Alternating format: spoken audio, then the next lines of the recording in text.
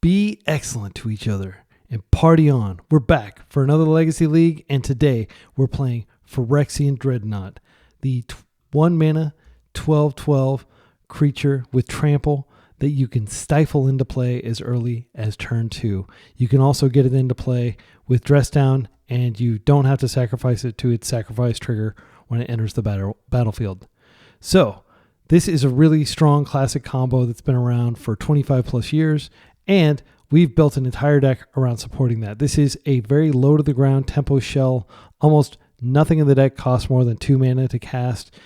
Brazen Borrower does cost 3 mana, but you're casting it from Adventure.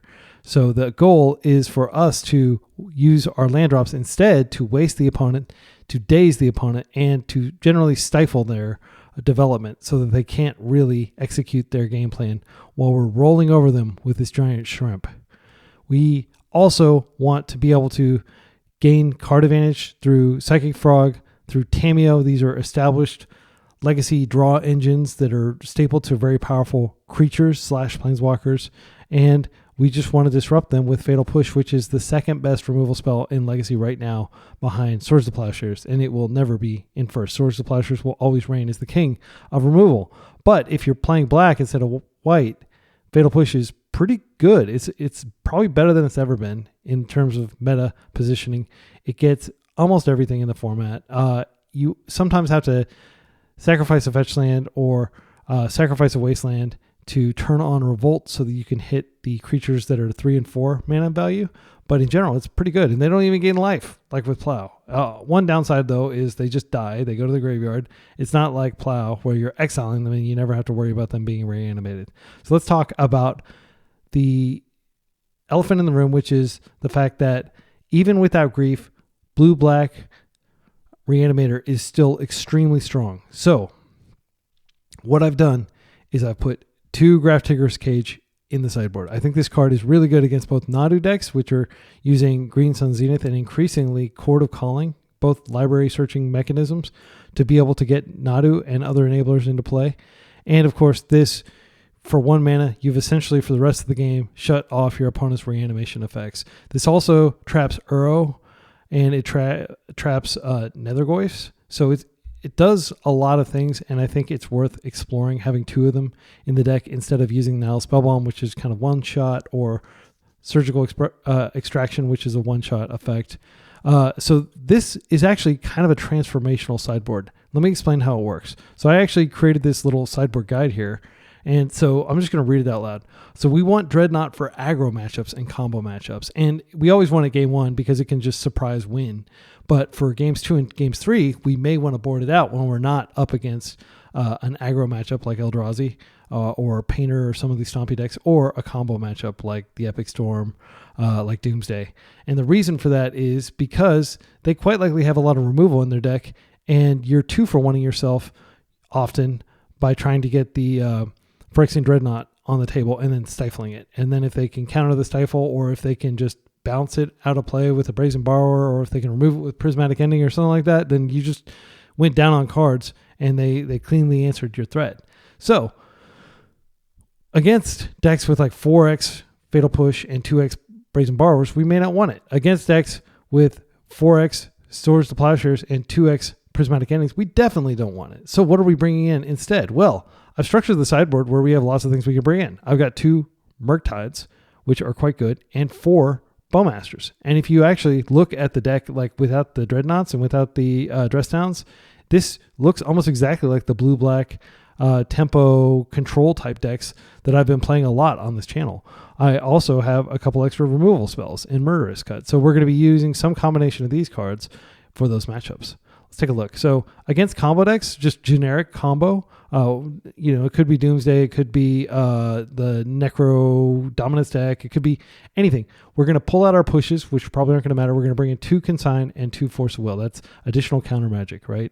Consign is great against stopping this. And interestingly, Consign will stop the Phyrexian Dreadnought trigger, so it actually acts as Stifles 5 and 6 here.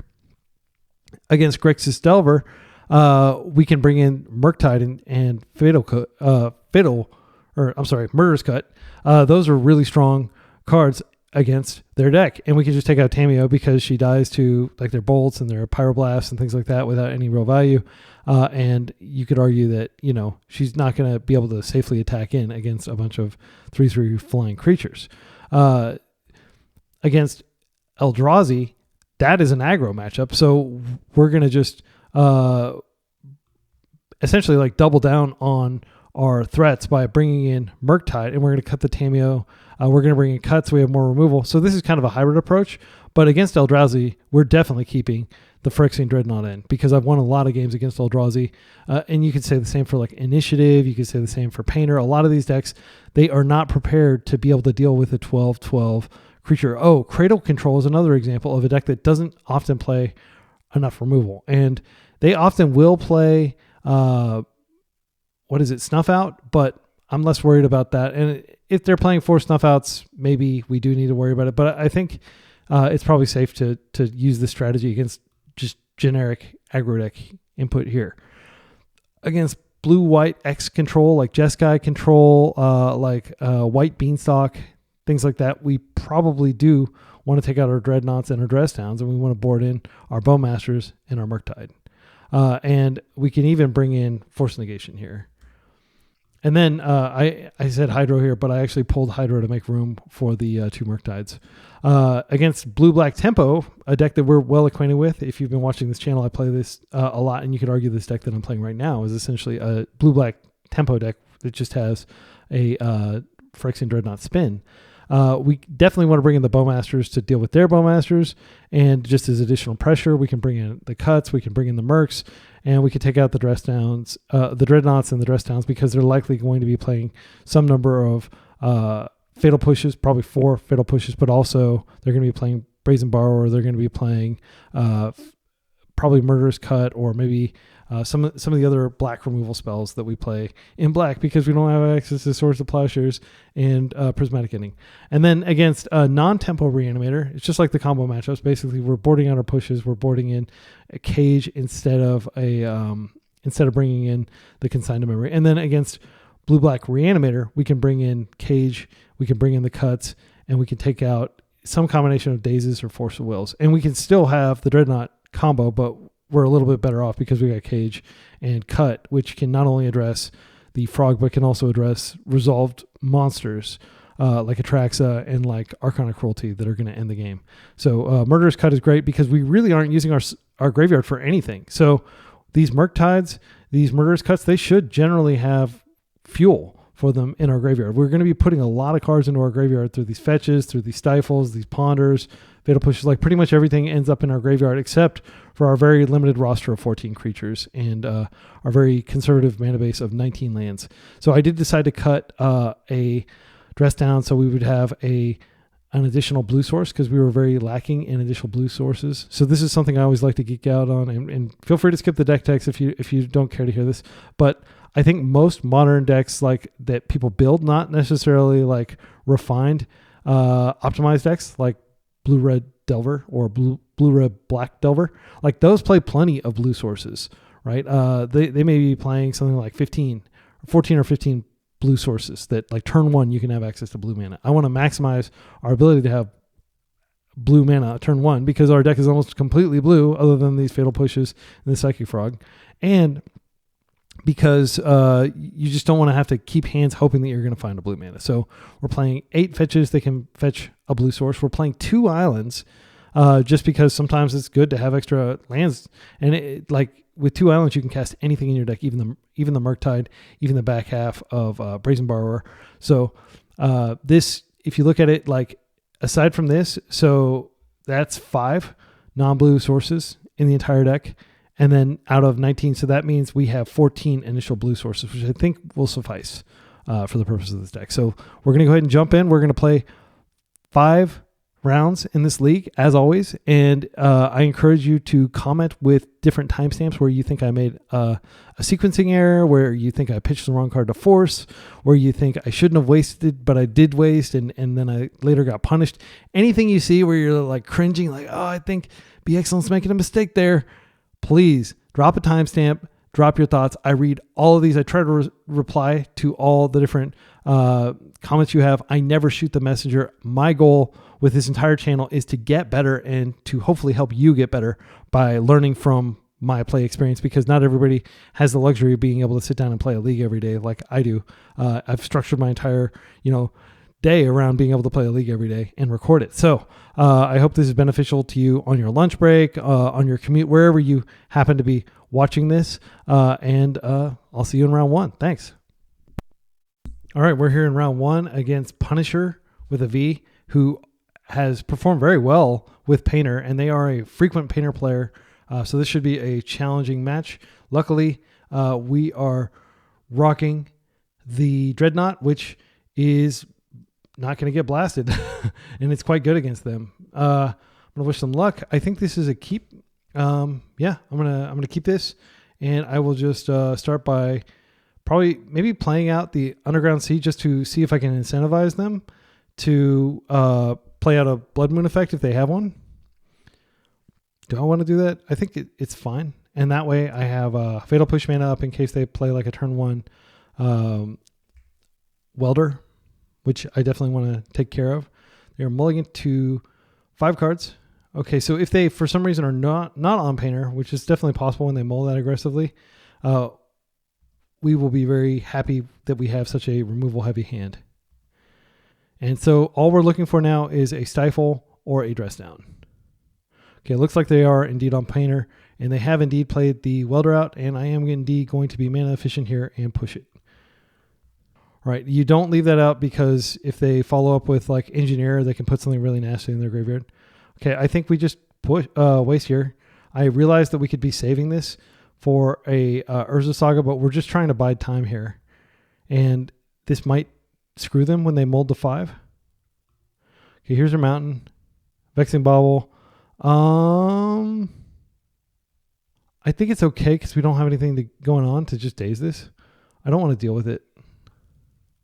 All right, so we have dazed their Vexing Bauble. They just have a single Mountain in play. They may, okay, they're not going to, I would have been okay with them exiling something to pay for that, but what I'd really like to do, this is good, because I'm going to play this out. They know about this, and I'm going to pass, and next turn I'll attempt to Psychic Frog, but there's a very good chance that they will have a way of interacting with Psychic Frog, because they play somewhere between 4 and 8 Red Elemental Blasts. I wouldn't be surprised if they're playing 8 in their 75, just because it's so strong right now. That's fine. So Brazen Borrower does give us the ability to bounce one of those if they get it out.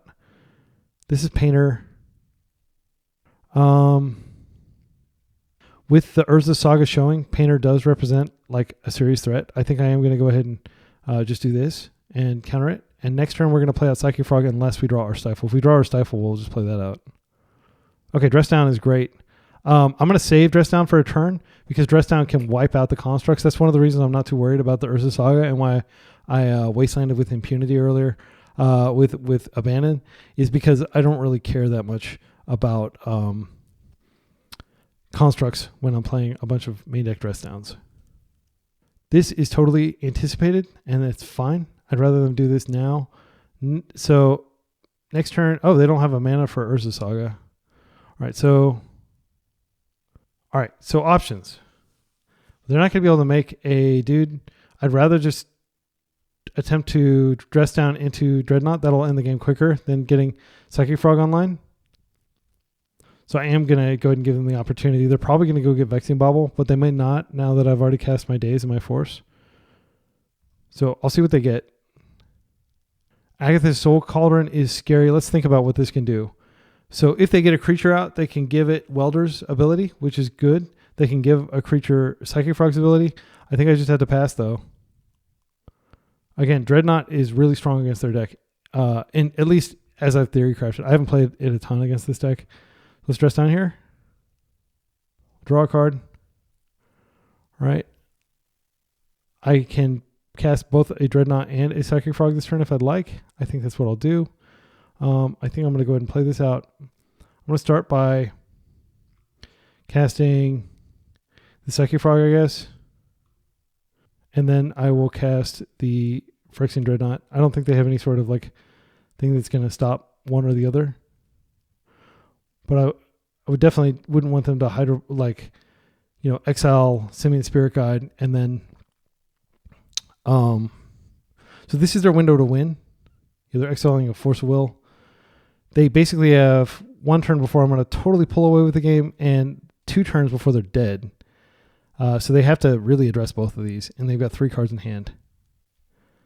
They do have a Painter Servant in the yard that they could recur somehow. That's fine. If they play a land, I will definitely waste it. They don't play a land. Okay. So this is where Dreadnought, assuming it does connect, you're going to see its true strength.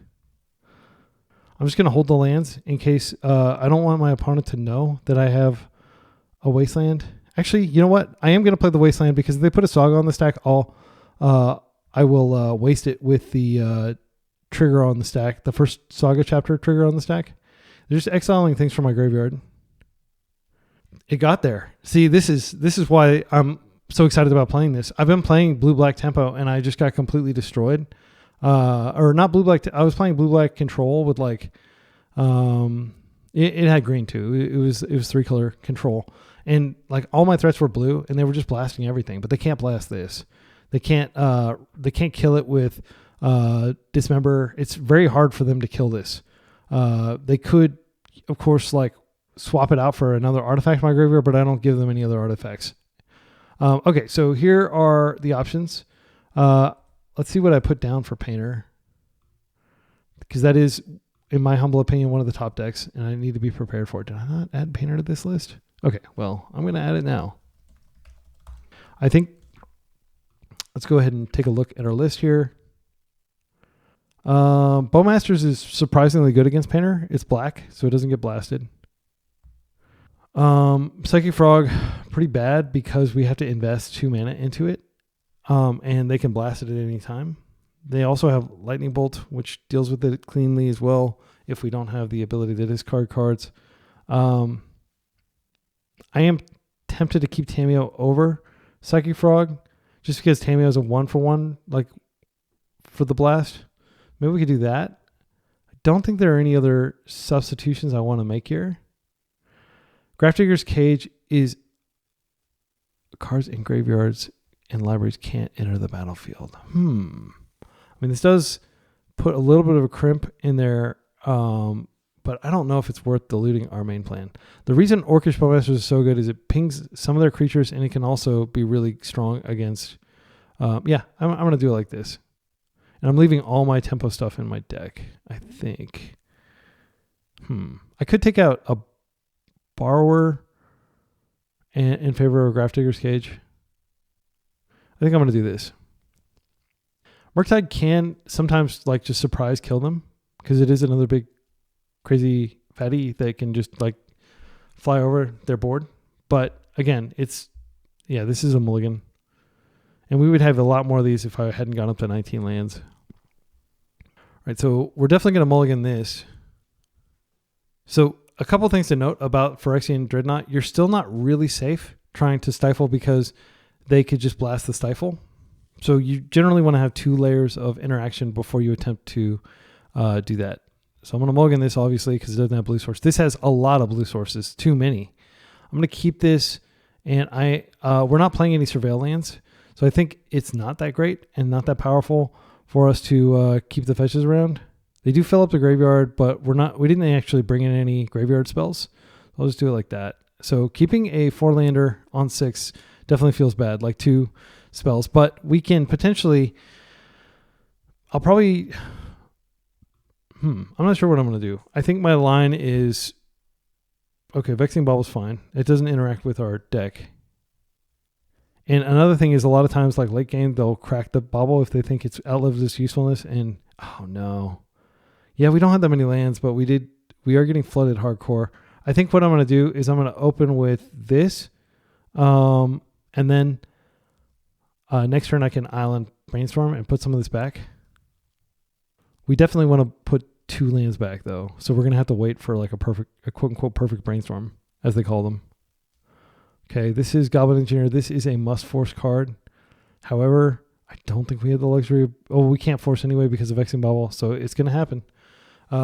Maybe we can find a Fatal Push and get rid of it, but it's going to put probably Phyrexian Dreadnought, or Phyrexian War Machine. What is it? Dragon Engine, I think is what it's called. Phyrexian Dragon Engine. That's a really strong card. Yeah, I will really freak out. Okay, Painter Servant. Yeah. Yeah, I mean, I don't think we mull to 5.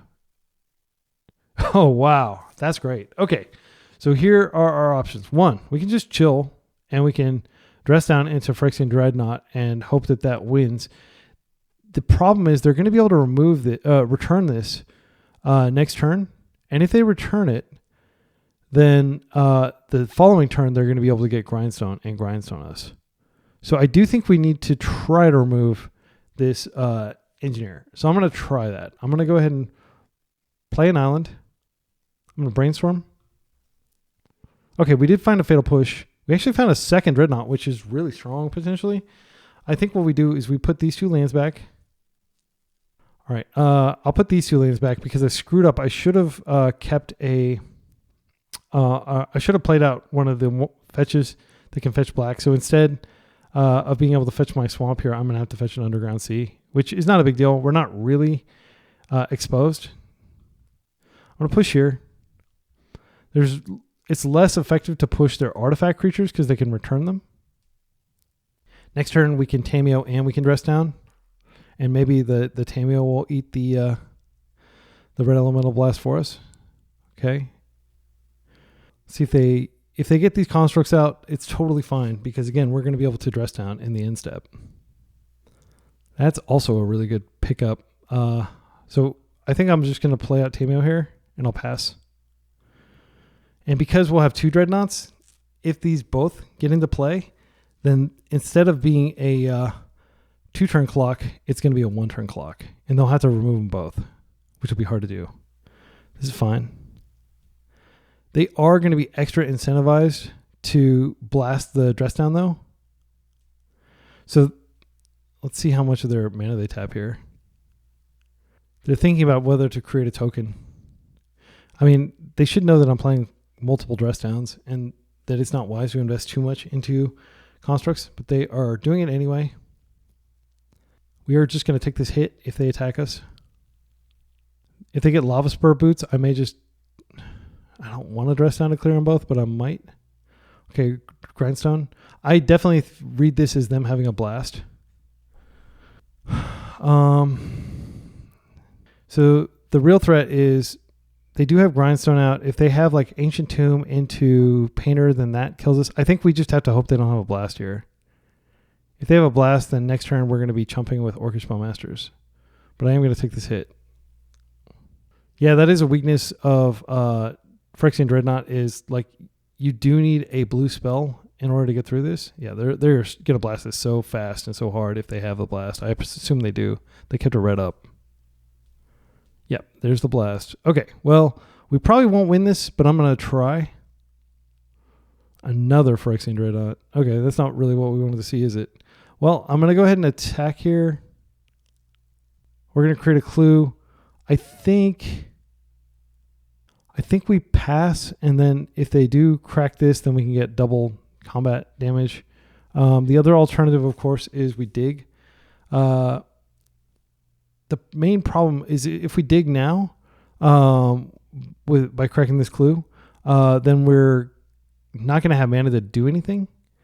Fatal Push isn't going to help us anything. Like I guess we could. Okay, so here's what we could do. No, this isn't going to work because if she's a Planeswalker, they can attack her and kill her. I don't want her to die. I mean, we're not going to die immediately here. We could die very quickly from the Grindstone, which may be what their play is here. Okay, they're coming in for a hug. I think we could just take this and crack the clue. And then next turn, we can get desperate in Bowmasters. If they crack their Bauble, I might... Okay, another Saga. The upside of finding a second dress down is so high. I think we just go ahead and try to crack the clue here. Unless they just immediately crack the Bauble right now. Simian Spirit Guide. That is not lethal. Let's see. Yeah, because we can block and even potentially ping it and kill it. And then we can block one of these and we'll survive. So I'm going to let that happen. Okay, and they didn't do anything, so I'm just going to correct the clue now. Force doesn't help us. It's really dress down or bust here. They are tapped out. Oh, they don't have any cards in hand. Okay. So our options, I think we still attack. Just create a clue. And then what I'm going to do here is I'm going to play out the Orcish Bowmasters before combat. All right. They have enough mana. They practically have enough mana to kill us here. Okay, let's think about this. I think what I can do is I can go ahead and play this out and see how they respond. It's worth noting that they may have Bolt in hand. These decks do often play Bolt. So I don't care about their life total. I'm going to ping this. Okay. And now I'm going to go to block here, block here. And I'm just going to acknowledge that if they have the Bolt, they can immediately kill me. That's how it is. It is what it is. But if I can cheat a Dreadnought into play next turn, then I can potentially block. And if I rip a... Okay, so they do have a card in their... Oh, that's fine. Yeah, that kind of sucks that I can't ping that. I can't counter it because of Baubles still active. So this gives them Painter Servant next turn. I'm going to just dig anyway. I need to find several things now. That's not going to do it. Yeah, we didn't win. Okay, I'm going to just concede. All right. So Red Elemental Blast still very powerful against our deck. This is like one matchup where I really do wish I had the fourth dress down. And who knows, maybe it was a mistake. Maybe we need to cut something else, like cut down to 3 Tamiyo. Tamiyo is so great that I think you should usually be playing 4 of them. But I didn't miss the Psychic Frogs just because they have the blasts. Consign to Memory. You know, Consign to Memory may be better than Stifle in the sense that it can counter certain spells. They're not using... Yeah, I think actually Consign to Memory should come in here. They're not using... this can counter artifacts, and this can also stop the trigger on our... and we can even replicate it. So let's say hypothetically we have 3 mana and we need to play a Dreadnought. We could replicate it, and then one of those triggers would get through even a blast. Yeah, I think I'm going to do that. I think that's the only change I make here. We're on the play, so we definitely want to keep the daisies in. Stifle is much better against decks that have fetches. Stifle's pretty weak. It's not generally worth having in your deck if you're against a deck that doesn't have fetches. The only reason I've got it in here, of course, is because it enables the Dreadnought combo. But I think Consign to Memory makes more sense here. And as always, I'll invite you yet again to leave a comment if you have any suggestions or like thoughts on how I boarded here, because this is experimental. This is like maybe the first time I've ever played a transformational sideboard where I'm like kind of changing the nature of my deck in between games. This hand is another like really bulky hand that doesn't do anything, but I like the fact that it has Tamiyo, which, I mean, Tamiyo plus land, if they don't get rid of it, I mean, if this draws the first, let's think about it. Is this a keep? Because we know last time we just kept drawing land. We're not likely to keep drawing land. We've got 15 lands left in our 53 card deck. So that's like it's almost like 1 in 4. It's really low. 1 in 3.5. I think we keep this. We're going to fetch and we're going to further reduce the number of lands in our deck. Yeah, I'm going to do it. And if they just turn 1, blast my Tamiyo, that's okay. They're mulliganing. Yeah, maybe this isn't a keep. Mulliganing to 5. I'm putting a lot of faith in Tamiyo and Fatal Push's ability to stop you really do need to stop their early engineers and their early welders. I'm just going to go get an island here just in case they do go the Blood Moon path. Doesn't hurt to have it. Know that we can get the swamp as well with our current fetch lands. All right. We'll see if they get rid of her. If they don't get rid of her, she's going to be drawing cards because we don't have anything else to do with her. Pithing Needle. Actually, that's fine. I'm not sure what they will name here. We don't actually have any activated abilities in our deck other than Tamiyo, like Clue. Oh, Wasteland? Yeah, I guess that's technically something you can name. That must mean that they probably have a Urza Saga hand. That's pretty good. So what I'm going to do here is I'm going to play this out so we can fetch if we need to. And I'm just going to attack in. And if they do something that where we'd benefit from Bowmastering this turn, I can Bowmasters. Otherwise, I can just eat that Clue later. If they put something on the stack that I have to counter, I have a very high likelihood of drawing a blue card. This deck is almost entirely blue. That's fine. Goblin Engineer, I do want to counter that. I'm going to go ahead and see if I can find... unfortunately, it's a 1-2, so I can't just kill it. All right, and we're going to draw here. We did get a blue card. It's actually... They could have the Hydroblast... There's no harm in setting our development back. I don't think that they're like going to have the Simian Spirit Guide here. If they do, they do. Okay, good. Yeah, because I wouldn't think that they would keep Simian Spirit Guide when they're mulling to 5. We did get very lucky in them mulling to 5, by the way. Okay, another Bowmasters. I'm just going to keep doing what I'm doing and attacking. And I'll have a Clue, which, you know, likely will draw another blue card if they put some must counter threat on the table. The reason you get that, by the way, is they're ticking up toward getting Grindstone, and that would have put Painter into play. And not only does it put Painter into play, but it makes it so they can recur Painter indefinitely. Okay, I am going to... I think I'm going to draw a Clue here. I don't think deploying Bowmasters is necessary at this point. It'll be a lot better later. All right, so we can flip Tamiyo here, which does reduce the aggression of... It's not going to stop it, though, because it's going to already be like a 5-5, then it'll be a 6-6. It's going to be really freaking big. So what I'm going to do is I'm going to ponder here, and I'm going to... Well... I'm going to go ahead and attack first to create the Clue. Maybe they're not going to Red Blast that. Okay. Yeah, I mean, it would be crazy to lose against Constructs when you have... 3 dress downs in your deck, but it could definitely happen here. We need to respect it. Brazen Borrower does get rid of one of them. And these other cards are not bad by any means. What I think I'm going to do is I'm going to take Brazen Borrower. Oh, I do have to shuffle. Yeah. I probably should have shuffled before I looked at these, but Brazen Borrower, I'm going to keep it. It's a blue card for force, and it gives me the ability to bounce.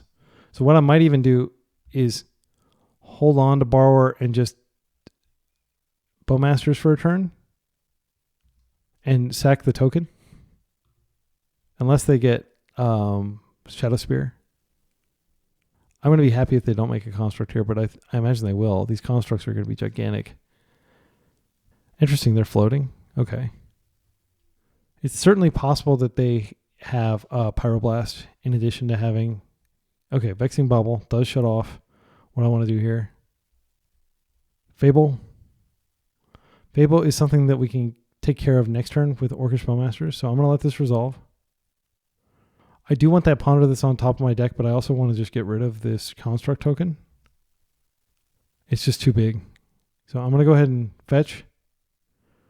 And if they are able to get a Kraken with their 6/6, it's not the end of the world. I love being able to get another, because I mean our deck is almost completely blue.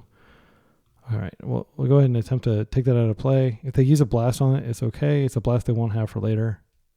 They are using a blast here. We're going to take 6. Okay. So we do have Fatal Push if we need to use it. All right. Man, we're just getting a lot of lands. This is bad. Okay. So we can definitely attack with Tamiyo. I don't think it pays to keep her back. And then what we'll do is we will Bowmasters, and we'll put up damage on the Goblin Enchantment token. That way we can block with either the Bowmasters or the token. We're going to have to chump this for a turn. The other alternative, of course, is we just push this, but I feel like we should keep push around in case we really need it. So what I'm going to do here is I'm going to go ahead and play out my land. I'm going to attack Fatal Push is incredibly strong against a lot of the things they may be trying to do here. It stops their I win button, basically. We may actually need to use it to kill this. This is a really problematic permanent once it flips. So I'm going to go ahead and go to upkeep. And they may crack Vexing Bauble in response, which would actually be good for me. So I'm going to go ahead and do this during upkeep. Okay, they didn't crack the Bauble in response. So we're going to put a damage on this, and then when this attacks, we will be able to kill it. Actually, if we put another Bowmasters into play, then they can't even attack, and we deny them a treasure. And it really makes it painful for them to use this ability. I think that's the play. And then I'll just sack one of the Orcish Bowmasters when they attack in. Now, they do have a card in their deck. It's quite nasty. You may have heard of it, called Fury, which would be absolutely devastating if they're able to find it. But I think denying them mana is totally fine here. Now, they definitely don't want to use this. If they use it, they're crazy. Whoa! They used it! Okay. Game on, Wayne. Party on. Let's get this going. I don't know why they used that, if that was like they just forgot about it, or if they really are like totally chill with, you know, me having this giant thing. I mean, this will kill them. I am going to attack in aggressively here. Okay.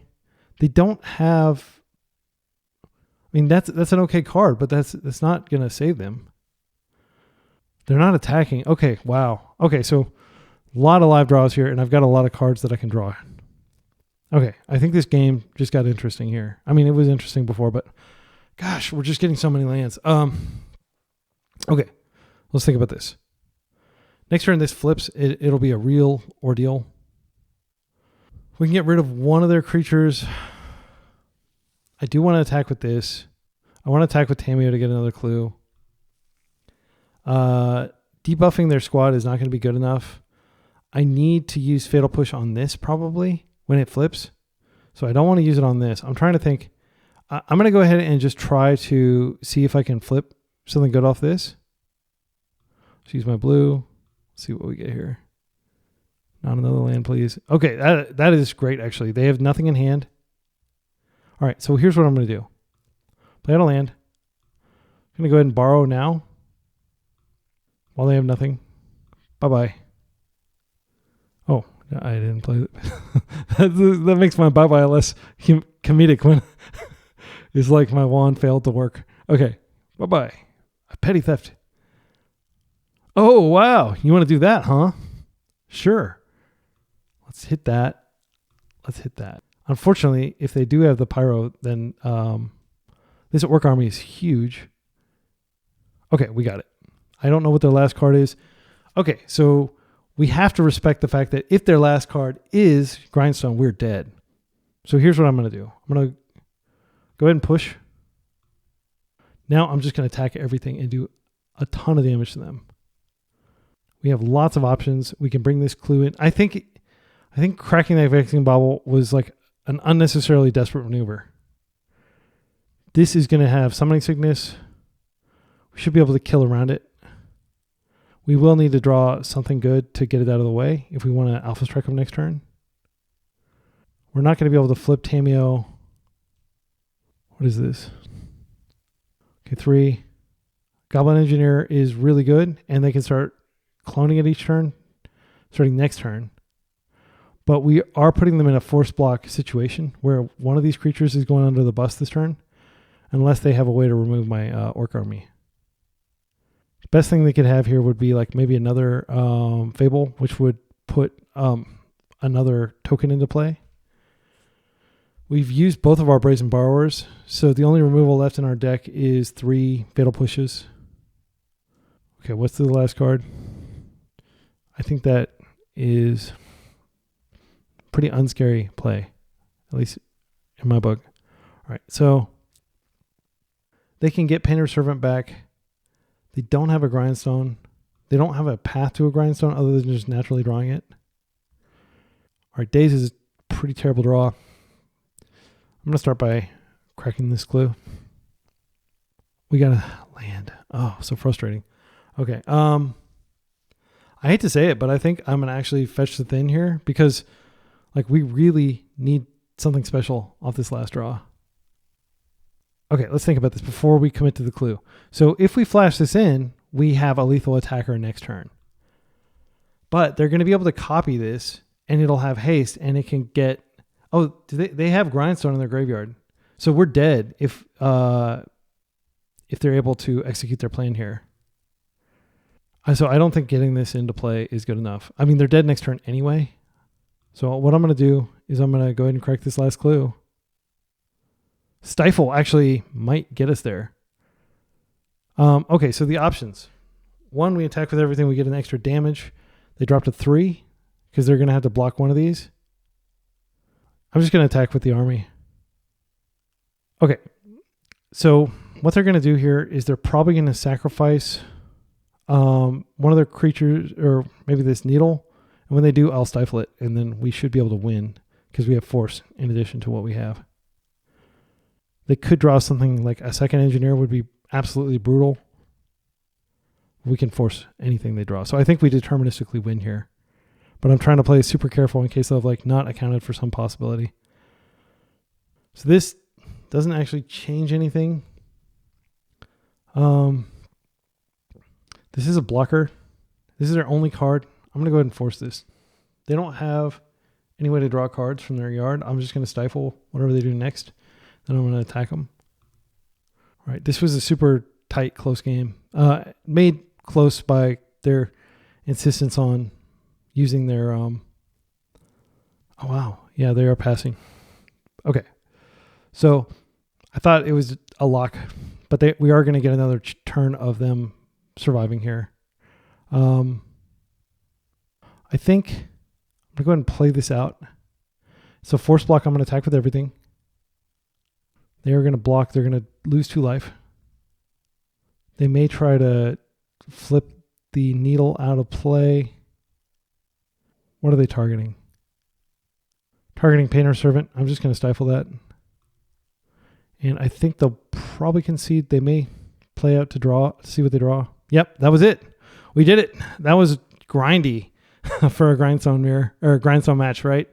Yeah, I'm just trying to play carefully. I think my opponent, had they not it's difficult to know because they wouldn't have seen all the additional cards. But I think it's generally a mistake to draw cards when there are 2 Orcish Bowmasters on the table because they unnecessarily gave me this giant army. I also think it was a mistake the turn that they could have attacked with the construct to not attack because I would have not blocked with the army because I wanted to keep it around. So they could have basically gotten a free, they could have killed one of my creatures for free. Now what they were hoping to do probably was hold it back, thinking it would deter me attacking, but I was definitely going to be digging to find removal, and it was likely that I was going to find removal. But I'll try not to critique my opponents too much, but I feel happy that we won that matchup. It's a tough matchup. Let's go to round 2. All right, we're back against Eldrazi. My opponent has been playing this as of a few days ago. They got 11th place. Great job. Chloe Knight, wish you luck. And let's battle. This hand against Eldrazi, I think this is good. I think we can open Tamiyo. And if they waste, we're going to start stacking up clues. Actually, I mean, I definitely want to keep this. Well, maybe I don't want to keep this. Let's think about this. So this doesn't have a basic land, which means we could immediately get wasted. They're playing 3 wastelands. It also doesn't have... This is the matchup where having Phyrexian Dreadnought is like incredibly powerful. And so I want to play into that.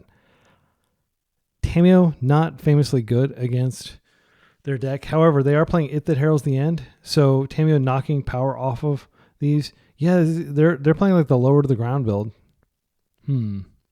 Thought on Seer, worth noting. Yeah, I mean, I think we mulliganed for a Psychic Frog hand. And if we can get the combo, that's even better. This is good. Like I saw this and I immediately, like before I even like looked at the whole hand, I was immediately like, whoa, this is what we want. Let's keep this. This mono blue hand. And what I'm going to do is I'm going to put one of these Brainstorms back. And then we'll hope that they don't Thought-Knot Seer us before we can combo. Because it would definitely suck to have our Stifle stripped and just have these Dreadnoughts in hand. It's worth noting that K command, Kolgan's command, can't actually take away... Oh, well, they're on this. Yeah, I guess we'll play Painter again. I wish I had a way to remove that, but my previous hand wasn't necessarily any better than this. So let's see what we draw here. Dress down. Makes it safer for us to do this. I think I'm going to keep this, and if they sacrifice an important... Wait, actually, this is not a sacrifice. Yeah, this is an exchange. So it's the old template. I don't know that we're... Yeah, they may be able to red blast us here. I think it's better to feel it out with a dress down and draw the blast that way than it is for us to actually put the Phyrexian Dreadnought on the stack. Oof, scary. All right, this is going to be the rare in-step brainstorm because I do want to draw out a blast if they have it. Oh, they're just attacking with that. That's fine. Because next turn, I do want to be able to dress down. And if I find some disruption, like a force, I could potentially just pitch dress down. Dress down's super powerful, though, against their Phyrexian or their Urza Saga. We got more of these. I don't need another one of those. We do have force protection. They do have 2 red up. They would have to have double red blast. Yeah, I'll put this back. I'm going to redraw it. All right. So I think what we want to do is just get this in play and win. And then we'll use dress down into Phyrexian Dreadnought for our second. No, wait, we won't have it because we're doing it now. Let's go ahead and do this. Now we will stifle this trigger. And they may... Oh, it just got in. That's great for us. Okay, great. So now any attempts by them to remove it will be forced. The scary thing is they may still be able to win because they're going to be able to go get Grindstone. And if they just have Painter, we're in deep trouble. Even if we force Painter, they can just return it. This is so bad. All right, let me think about this. We force it, they just return it. They can just sack the Mox that's not doing anything. They're going to have the mana to grind us out next turn. Even if we force, it doesn't change anything. It actually doesn't change anything. They've got the win. Dressing down doesn't remove the ability here on this. Yeah, I think we need to find a removal spell. A Brazen Borrower will do it.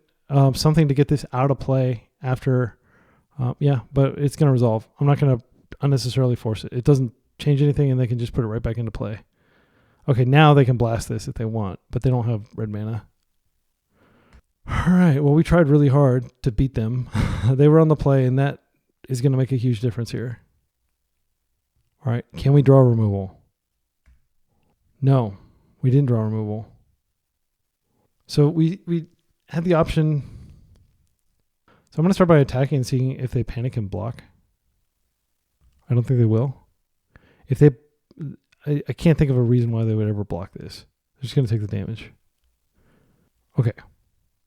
Now the option is we could dress down hoping to find a removal spell. But that's 4 in 49 cards. It's not great. Or we could wait until they've invested the mana to do it and then dress down. And they might, well, they may not realize that the ability is still in effect. No, I think I need to give my opponents credit. I'm going to play this out. And yeah, I think I'm just going to, the good news is like this Dreadnought is a force pitch, but I don't think it's going to matter. We have to draw a card off this. So if I can force pitching Phyrexian Dreadnought next turn when they attempt to go off.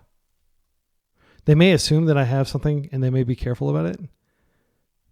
Yeah, I don't think there's any alternate way to navigate this. I feel like this is the only thing we can do here. Yeah, so they are getting, they're going to go get the Grindstone. They're floating, so they'll have mana for it. Before their mana pool empties, that's when I'll be able to put dress down on the stack. Okay, and now they're just going for it. So what I'm going to do is I'm going to dress down first and hope to find the Fatal Push. I know it doesn't change that, and they may be thinking, you don't understand how this works. It doesn't change it, but I'm actually just trying to cantrip. Yeah, I'm going to concede. Okay, so we had a fast opener, our opponent had a faster opener. And I'm not sure how likely they are to have that exact combination of colors, of cards, Urza Saga and, but not having removal definitely sucked. Okay, so I think here we're taking the Psychic Frogs out like we did last time. That felt like a pretty good strategy considering the volume of Red Blast in their deck. And Murderous Cut isn't the worst. I would definitely consider bringing it in. Did we bring it in last time? And then I think some cards that suck here. Daze is pretty bad against their deck, in my opinion.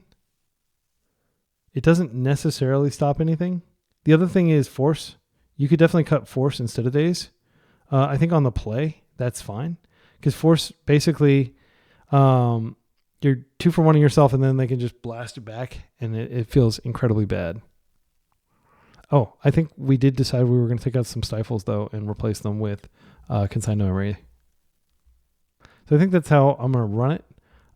And I will update my sideboard guide to reflect this, and then we'll see whether this was correct. All right. We don't have the combo here, but we do have Installation against Saga.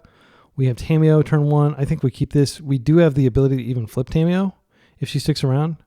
If she just eats a Red Blast, she will have done her job. We don't have play against Blood Moon, but they generally can't turn 1 Blood Moon. It's possible. They could Simian Spirit Guide Ancient Tomb into Blood Moon, and that would be the game for us, unfortunately. But I don't think we try to play around that. I think we Tamiyo, and when we get a chance, we get our basic island. Right, they're fetching. So they are playing fetch lands in this deck, which is worth noting. So this is a blue-black version. Yep, that was her. She did her job. She jumped on that grenade. All right, so my thinking here is we just wait and see what they do. I'm not going to waste a dual land. I'm going to save my waste for Ancient Tomb or, better yet, Urza Saga. If they play Urza Saga, I'll definitely waste it. Yep, that's going to get wasted next turn. But they are going to have a turn in which they can do stuff. And I will probably dress down a Engineer. Yeah. Let's go get our island. Engineer is a scary card, but it's less scary when you take away the ETB trigger and it doesn't necessarily have any good targets in the graveyard. All right, so we get a card. They don't get a card. We draw a land. We're definitely drawing like more lands than we statistically should. I mean, not that like, yeah. I mean, that's good that we have a new thing that we can do. I'm just going to waste here, and we have the option to either Brainstorm or Murderous Cut or both here. We don't need to save these graveyard cards for anything. They're just here for Murderous Cut. So if our opponent puts something on the stack or does something where a problematic artifact would go into the graveyard that they could return, okay, that's not that scary, but it does represent them being able to go and get. As it enters, we choose a color. You know what? I'm thinking about just dress downing this again because the ability doesn't trigger. And then if I get rid of the Engineer, they just have like a pretty pointless 1/3 in play. We ripped that. That's good. Okay. Yeah, that's fine. They could like Simian Spirit Guide Pyro. If they do that, I'll be happy because that's 2 cards that they're doing to address my card that already has. But I think they would have done that on the stack. But my understanding is this does stop Painter Servant's ETB trigger. Okay, yeah, it's just that's great. Okay, and so now either of these cards, I think we go ahead and use Fatal Push on this Engineer. I don't care about the Painter Servant, though I might care about it later when they are when it's helping make the constructs more powerful. All right. So options. 1, we just Brainstorm, try to find a fetch and put some of these lands back and find some action. I would love to find Stifle Dreadnought or another dress down would be great. Okay, we found Stifle Dreadnought. We can't put all this back. This is probably the turn in which we could go ahead and do it. We know they're tapped out. They could sacrifice this to put something else into play, but they wouldn't have the mana to bring it back, and we have lots of removal. So I think at this point, I'm going to put these back. These 2. Oh, wait, we don't have fetch. So we're not going to get a shuffle effect. So we're going to redraw this. I think it's fine. I do want to land next turn, so I'll do it like this. Okay, and now I'm just going to play out my Dreadnought. If they have another Painter Servant, they could potentially turn this blue and then Pyroblast it. That's one way to get rid of it. I don't think they have like well, I mean they could have Fatal Push in their deck. They are splashing black there. Currently, there's nothing for Engineer to target. Shieldred's Edict does it, unfortunately. That's going to make our life a lot harder. All right, well, this turn it's pretty clear what we need to do. We need to play our land. We can Fatal Push. We can Murderous Cut. I'm not going to do anything right now. Well, yeah, I am going to push this. My reasoning being that I would love for them to make a construct, and I just want to limit the shenanigans they can do with that. Yeah, my best case scenario, they make a construct in my mind, because then I can just kill. I can kill this with Murderous Cut, and then I can ping and kill the construct as well. Then I've got another Orcish Bowmasters coming off the top. So they put a mountain in the graveyard. All right, they are making the construct. This is good. So now what I'm going to do is I'm going to go ahead and, okay, I'm going to go black, cut. We're going to exile. There's no reason to keep this graveyard. I don't want them to be able to swap this one out for a new one. So it's actually proactive to keep that clear and not have any Phyrexian Dreadnoughts in our graveyard. So now this is going to drop to a 1/1, and I'm just going to go ahead and poke it. So we are Hellbent, but they are down to 3 cards. They've got 2 lands. Let's see what they get. I'm trying to think of what would make sense to get. A Grindstone, if they have a second Painter Servant, obviously would be good. Yeah, and they have mana. So I think just in case... So there are 2 different options here. We're drawing Orcish Bowmasters. We could just push damage, get an extra damage here. But I'm worried that if they untap and they play Goblin, which they don't currently have it, but they might be able to find it, then we're in trouble. But they didn't have it last turn. If they have it, like, we can poke it. It's 4 cards out of 41. We're getting 1 extra damage. I think we just end step this and we just accept that we only did 2 damage instead of 3 here. I do like the ability to potentially poke a Goblin Welder. I don't think we're favored. I think we're almost certainly going to lose this. Yep, that's a very good card for them to have here. What are their other 2 cards? Well, if they had a Welder, they would have played it. I can't wait around forever. I am going to go ahead and play this out. If they have Fury next turn, that'll be devastating because that'll wipe my board. I'm not sure if these decks still play Fury. We're going to be hitting for 4. Then they're going to have constructs that are going to take over the game unless we can find an answer here. Okay, they're milling us. That's fine. I don't generally think that that is a good strategy, putting cards in our graveyard. We've shown that we're playing Murderous Cut. Okay, this is a terrible draw. Our best draws are definitely, at this point, another Orcish Bowmaster to further apply pressure. A dress down would be amazing because we're going to be facing constructs next turn. And the constructs are going to get large pretty quick, and we're not going to be able to attack in. We're going to switch to chumping, but we're going to do damage while we can. Oh no, yeah, things are looking bleak. All right, most of our draws are not good right now. That is a pretty terrible draw, but like we've established, there are a lot of things we could draw here that could make it not a terrible draw. So I think if I attack here and I trade with one of them, it's not the end of the world. That'll keep other future ones smaller. Yeah, I'm going to offer the trade because really I'm on defense until I can stick a Dreadnought. And I don't really care if they attack in. That's fine. I'll happily throw one of my Bowmasters in front of it once it's lethal. I'll just take it the first turn. Yeah, okay. I seriously doubt they're going to do anything that I can daze, but I am not going to F6 on the hope that they do something that I can daze. Like if they hardcast a Fury here, for example. Okay, that's unlikely to happen. Yeah, we're gonna very quickly get run over here. That's why I was hoping they would trade. I knew that this was not going to have a profitable block. They may actually have enough power and toughness to tango with Phyrexian Dreadnought when we get it out, but not if we find one of our 2 remaining dress downs.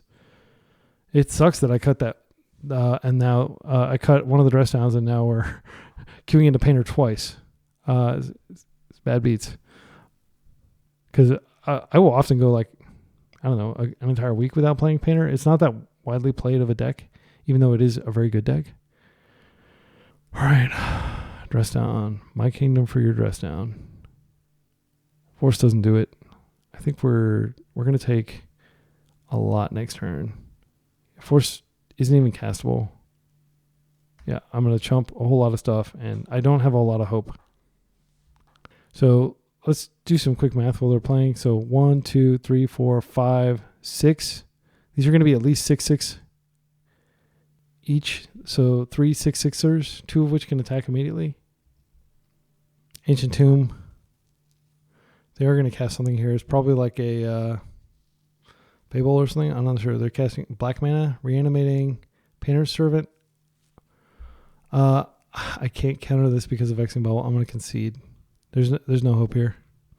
Yeah, like it wasn't enough to just beat us down. They had to combo us too. Oh, well, good games. Decisive games. Not in our favor, but we're going to keep at it and see if we can.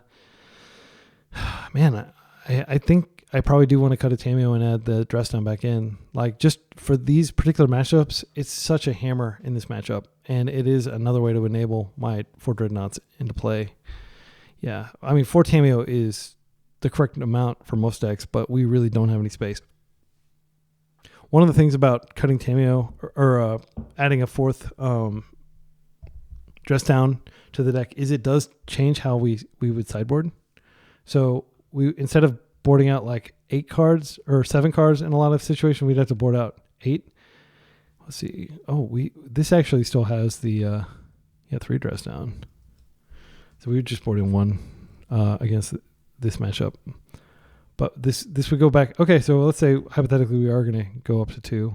Then we could keep that. See, is that the only matchup where we're boarding out dress down? Interestingly, yeah, it is. I mean, dress down's live in so many matchups. So yeah, maybe it's not that bad if we have a 4th one in. It won't change our sideboarding too much. Okay, this is a no-lander. Let's go ahead and look up Predator LLM. I think I've played against them before. Okay, Grixis Tempo likely. This is from a few months ago. We'll see what they're on. I mean, that's all they've ever played, so I think it's probably safe to say they're probably on that right now. This basic land into the combo. All we need is a land. We have 2 brainstorms to find it. I'm going to keep this. I'm going to put back Frog. Am I? Yeah, I'm not mulling any deeper. I think I'm going to put back a brainstorm. Because Frog would be good. Okay, we have to kind of decide, are we a Frog hand or are we a Phyrexian Dreadnought hand? Phyrexian Dreadnought, they only have 2 things in their entire deck that can address it, basically. The 2 Brazen Borrowers, and a lot of these decks don't even play 2 Brazen Borrowers. Let's take a look at their deck. A lot of them just play 1 or 0 main deck. They're not even playing 1. So if we can resolve this, it's GG. So I think Brainstorm gets us closer to being able to resolve it, so I'm going to put back Frog. Sorry, Frog. I know that you're a broken banned tier card, according to a lot of people, but you're not going to see that much play today in the Red Blast heavy environment. This is fine.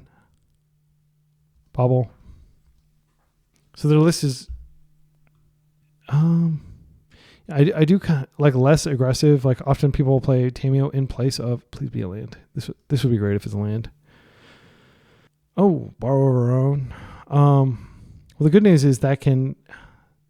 Okay, this is where we have to ask: do we want to play around Stifle? Have they ever played Stifle? They are playing 2 Stifle on this list. Yeah, I think I'm going to play around Stifle. It just completely destroys our game if they have it. And there's no reason to... We have our own Stifle, but I don't think we use it. But by keeping this untapped until later, we do kind of like make them think about it at least. So maybe it warps their play a little. Okay, that's the first trigger. And now they can just attack and draw. But we would never play a Stifle on this when this can win the game. It's so tempting to do so, but no, we're not going to like wait around until we draw another. Okay, wow. Well, they could just play a land out after combat, I guess. Yeah, so they're hitting us. I seriously doubt they don't have a land, but maybe they don't. I mean, we kept a one lander, maybe they did. There's the land. Ponder's fine. Yeah, I'm just going to let them do it. I'm going to end step brainstorm just to try to get closer to land, and then I'll brainstorm again because like land is what's holding us back. We probably need land plus days, but they are going to have an untapped land here. So our days is not going to suffice for defending us. We're going to need to find force probably. If necessary, I can always borrow. I can attempt to borrow the Tamiyo Seasoned Scholar out of play.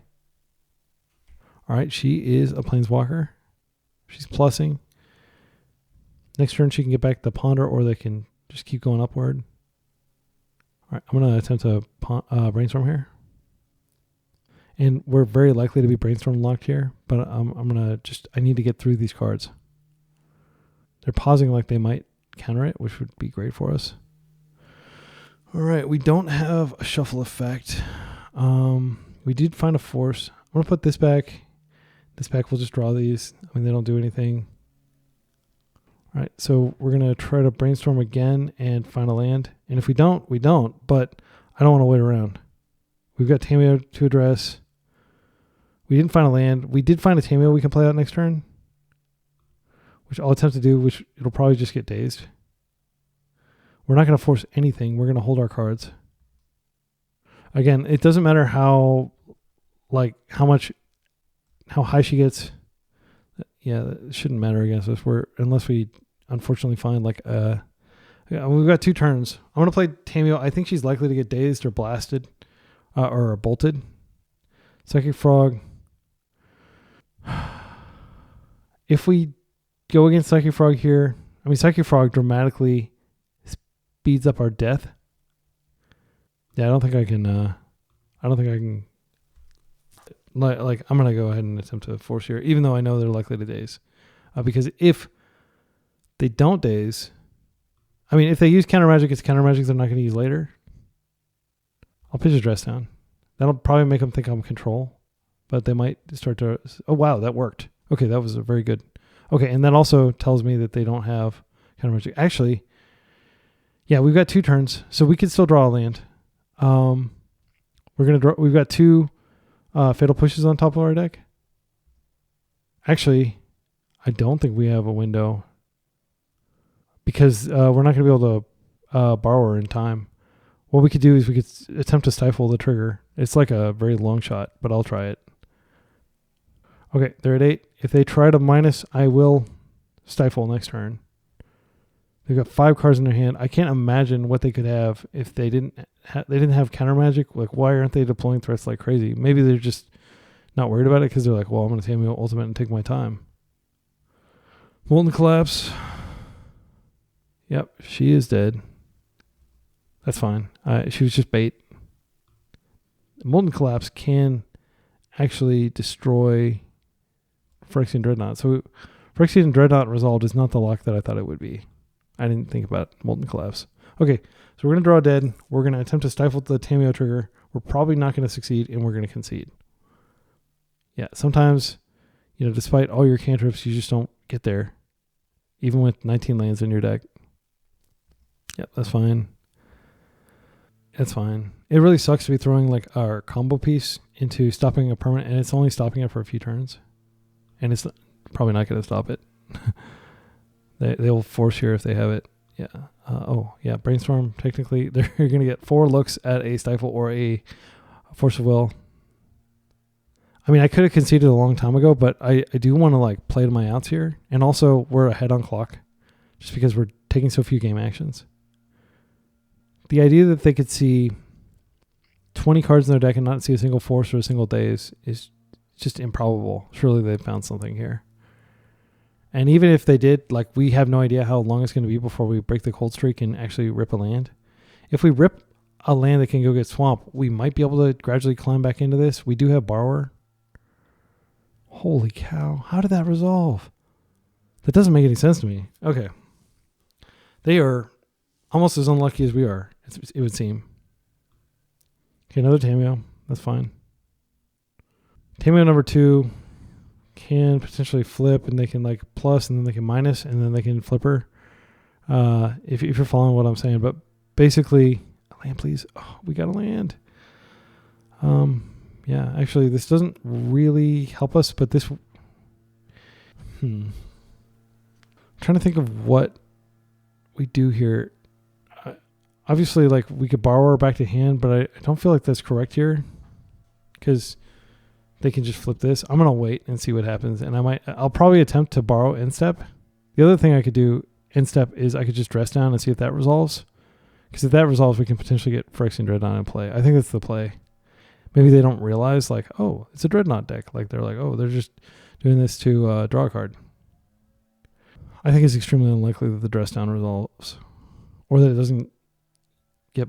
Well, I guess they wouldn't have blasts. I'm trying to think. Okay, so they're creating a clue here. They're doing 3 damage. We can totally still win with Dreadnought here if we can get it into play. I think it's unlikely they could actually regrow the Molten Collapse. So we would need something to stop that. Yeah, I'm just going to do this with the mana, because I don't want them to be able to easily regrow. I know that this is weak. This is like a super weak play. But we're choked on mana. Like, wasting them is not going to make a damn bit of difference. Their deck needs like 1 or 2 mana to function. This is at least efficient use of our mana, and maybe they force, or maybe they do something here. Cracking a clue. This will actually flip this Tamiyo, and then they can plus this Tamiyo. So it really doesn't accomplish much. Oh, it doesn't flip the Tamiyo. I thought they had already drawn a card this turn. Okay, well. All right. A swamp will still be a really good rip if we can find it. Fetch into a swamp or a swamp. And I will take a turn off my dress down ambitions to get one of those permanents off the table. Psychic Frog. I will probably take a turn off to kill Psychic Frog if I can find a swamp. All right, my deck hates me. I'm just going to concede. There's no real point in playing out Tamiyo, and we're like so far behind. So, yeah, I'm just amazed that the game went on that long. I could definitely like play to the clock a little bit more, but I'm going to assume that my opponent can kill us in 3 turn cycles, and yeah, trying to time out Delver I don't think is a good strategy. Okay, so this is where we become more of a tempo deck. Board these in. These are really good against them. And then I think we take out Tamiyo because she's just pretty sclerotic. Like, they have so many ways to deal with her. They've got the blast. They've got... Yeah, Psychic Frog will also potentially draw blasts. So, yeah, I'm not sure whether it's correct to take out Psychic Frog or to take out Tamiyo, but Tamiyo does die to bolt. Psychic Frog can withstand a bolt. I think that's my reasoning here. Main thing is I just want to draw a land. I'm playing 19 land. I think it's reasonable to see more than 1 land and 15 cards, or however many we saw there. I guess we technically saw the second land in the Wasteland. And that was a decision. Like, up until the last minute, I was like, I'll just play 3 wastes. And then I decided to bump it to 19. So actually, that we got the Wasteland for free. It's not like we would have... If I was playing 18 land, but like only 3 of them were Wasteland, we would actually have a slightly less mana, even though we'd have the same amount of colored mana. So anyway, I'm not going to complain about variance. I'm going to focus on winning. All right, round 3, game 2. We're down a game, but we did get a pretty good hand. This has lands. This doesn't have the ability to get black mana. It doesn't have any black spells, though. I think what we're going to do is we're going to do the Island Ponder opening.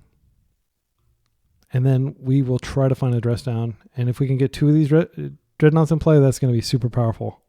Because they may be able to answer 1, but it'll be hard for them to answer 2. Yeah, I'm just going to go ahead and Island Ponder now. We'll just plan to play on basics because we're up against Delver, which is notoriously a Days Wasteland deck. This looks insanely good. Okay, so I'm going to try to get all 3 lands out before I do the Stifle thing, just in case they have days. This is the least powerful card. I will do that. Yeah. And we'll just go for 1 since that's what we've been given. But yeah, actually I'm going to fetch away the Fatal Push and just try not to have to play any removal this game. Because if we can just kill them quickly. Yeah. I still think we can potentially... Do they have the follow-up bobble? They don't. Okay. So we know that the top card is not a card we want. I think it's fine to... Yeah, and I do kind of want this Wasteland. So I'm going to go ahead and fetch now just to look at the full 3 cards. And we have definitely accepted that they're going to be able to use Dragon Rage Chandler for a turn or 2 before we can get the Dreadnought out. They could potentially have double days. I'm just going to ponder again. If I find a Dress Down, that's even better. And these are pretty good cards. I like the fact that we have like a backup Murktide. Yeah, I'll just take this now. And then next turn, I can waste them if they don't have a second land for some reason. And that'll cut them off days. And then I can Dreadnought. But I think they're probably going to have a second land. Against Delver, it can be a good strategy to try to waste them off their red sources. Just because their deck does use a lot of red, but they have to play like usually 3 Underground Seas and 3 Volks, even though they don't really use. I mean, this plan does still fall apart if they have Force instead of days. Okay, another DRC. This does give them a lot of digging power if they need to dig for Force in an emergency. All right, I think we have to make them have it. 5 cards in hand. If they do have it, it's not the end of the world. I think I'm likely to use this Wasteland this turn. The other alternative is we waste here, we Stifle there, and then we deploy the Murktide. They have nothing in the graveyard. But then a single Red Blast will undo our plans. If we do that, we can wait a little longer. I don't think that's correct. And I am going to play out this because I don't want them to waste my Soul Black Source, knowing that I have a Frog on top. I'm going to go ahead and... yeah, I think the play is... So we could Dreadnought, and then we could keep up Brainstorm as like an emergency. But we would have to find Force with it. Did I board out my Forces? Actually, Force is usually the thing you want to board out against Delver. I can't remember if I boarded those out. No, actually I didn't. I think boarding those out would be fine. I don't think it's necessary to try to protect the combo with them. But they are still in my deck, which means that I am kind of drawing to them, even though I know one of my cards is a Psychic Frog. All right. Does this resolve? They could also double days potentially. Looks like they're probably going to go emergency Brainstorm.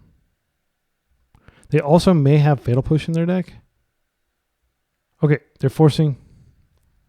I'm going to let these triggers resolve first, and then I'm going to Brainstorm and try to find a Force and a blue card. They just put a Daze in their graveyard, which makes me think they have a Daze. They kept a card on top. Okay, I'm going to Brainstorm here. Force is the only thing that saves our poor Dreadnought. And they're dazing our Brainstorm itself, which is fine. So the Brainstorm... so the Phyrexian Dreadnought is definitely dead. And they already kept their top. So to some extent, like there's no value for them surveilling war. Maybe they are going to... Okay, so they actually had a Fatal Push. Why did they invested so much? Because they kept it on top. They could have just let all this resolve and then pushed. Instead of burning the days here. Well, maybe they thought... Yeah, I don't know. All right, so it's countered. Oh, interesting. They actually dazed the wrong thing. Oh, it doesn't matter though, because yeah, so I think I'm just gonna put these two back. I actually don't want this at all. Yeah, I'll draw this next turn. Yeah, there's no point in dazing here. So Dreadnought is dead. All right, that took a long time to resolve, but I just want to be very careful.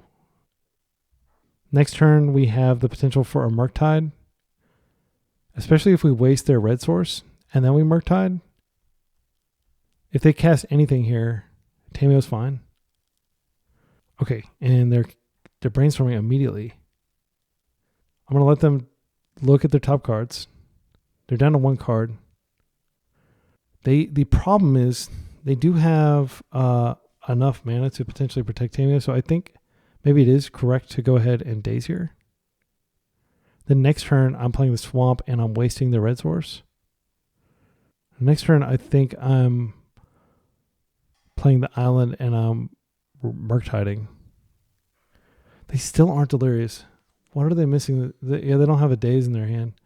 I think they've already gotten so much card selection. I think stopping this from flipping is fine. It just like delays them. Maybe this is greedy because we might need that daze later. So we stop that from flipping and they're attacking us for 2. Okay. So our options are 1, put the Murktide in play, or 2, put the Psychic Frog in play. I think the Murktide is going to be pretty damn big. I think it's fine to put it in play. 1, 2, 3, 4, 5. It's going to be a full-size boy. And you spell that B-O-I, by the way. And now I'm just going to take off the red, reduce their likelihood of having Pyroblast. Of course, if they do have Pyroblast, it sucks, but my Psychic Frog will get a free ride here. Maybe baiting the Pyroblast was better. I think it's, yeah, they've been milling. They haven't been milling land. They just haven't found land. That's kind of bad luck. They haven't found any land, but they weren't able to attack him with Tamiyo here. So options, it's a bad draw. Yeah, I think we go ahead and we can attack first, and then we'll play Psychic Frog, and that will make them less likely to block with Tamiyo. But then when we have Psychic Frog out and they attack with Tamiyo, then we can jump the frog. Oh, okay, good. Now we're going to play this out. We have the cards we can pitch to give Psychic Frog sufficient toughness to kill Tamiyo should Tamiyo be foolish enough to attack here. Okay, and they're pushing, which triggers a whole lot of these, which may make their Dragon Runner's Channeler have to attack, and if it has to attack, then I'll be able to attack back and do a lot of damage. So we don't know what's under. I do feel like we're unfavored here. Yeah, especially now that they found the red. They might already have a Pyroblast in hand. They're just looking for a sorcery, or I'm sorry, yeah, sorcery or creature. Interesting, they're attacking with 1. So they may have a way to get delirious. That doesn't make much sense, though. They should have attacked with Tamiyo. This is a terrible pickup. We don't have a Surveillant in our deck. I think we're just attacking and praying. I definitely see a chump in the near future. Maybe right now. And now they're going to be attacking for 6. That's fine. Let that die. There's no real benefit to us playing out this land, so I'm just going to chill. We don't have, I mean, aside from Heartcast Force, there's no reason to go up on mana in this deck. I think it's highly likely that they're able to find the Pyroblast. They could also find a, yeah, they're doing a lot of damage here. How are they not delirious? Instant, oh, they don't, land instant creature. They don't have any sorceries. They don't have any artifacts. Is this a counterbalance or a Murktide of their own? It'll be a big Murktide. If it's a big Murktide, I think we've lost. Okay, I still don't agree with their attacks there. I think they should have attacked with everything. They might think that we have our Murktide of our own, but we don't. And knowing my luck, we're going to rip like a Brainstorm here. Psychic Frog is not the worst. Unfortunately, oh, check this out. So we might be able to level them because they might think that we have some sort of card that we can exile here, even though we don't. Because we have 3 cards in hand and they don't know what those cards are. If we attack here, they may be afraid that we could discard and they may not want to trade here. But actually, they have to trade because otherwise they're dead. So, yeah, that was a bad plan. Yeah. Okay, well, at least death is off the table for next turn. No, if you let this through, you're a fool. You have to let this through. Or you can't let this through because then if I have a single instant or sorcery in my hand, I can... Yeah, okay. They saw it. Yeah, and maybe that was a bad play because if I hadn't attacked, maybe they would have held back and maybe they would have like been crashing in with these. As it is now, I'm going to have to jump this and I'm going to have to trade with something. But this is kind of walling their stuff unless they draw one of their many fatal pushes or... Okay, wow. That's good. I don't mind buffing this army if it means I can draw cards. I take it they don't have any removal for it here. I think we do waste here. I'm going to attempt to do that and see what they do. They float and then we go to combat. Do you have a red blast? They don't. Okay. So let's say hypothetically I attack. This is potentially 6, 7, 8, 9, 10. I could die. Wait. 6, 7, 8, 9, 10 poking me when I draw a card. I think it's better to just chill for a turn. Because if I find a fatal push for their orc army, that'll be great. If they get antsy or accidentally give themselves delirium, at any point if I draw a dress down, I'm in pretty good shape. They're on frog. Yeah, I do have frog supremacy though, and I will have it for a while. This is an interesting game. All right, fatal push. All right, so here's what I'm thinking. I think I have fatal push Bowmasters, and then I fly and I attack. And I deal 5. And then if they attack with frog, they're like practically dead on board.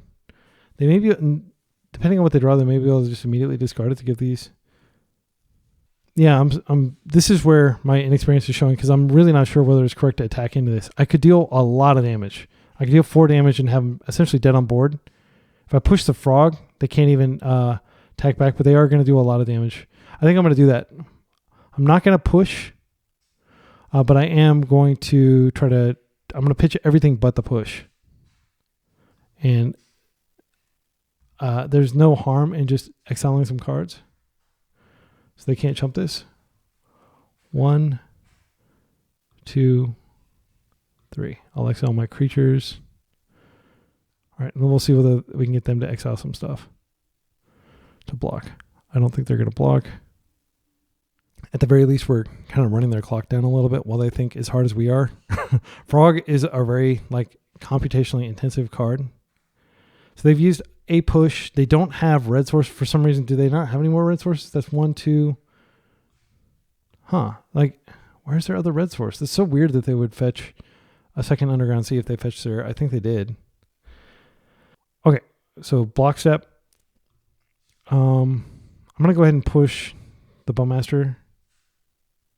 Is that correct? I think it is correct. Because they already have creature in their graveyard. And I don't want this to trigger. And then I'm just going to pitch my entire hand. And I'm going to maximize the damage I do. And then I'm going to hope to find a Brazen Borrower would be good. What else could I find here?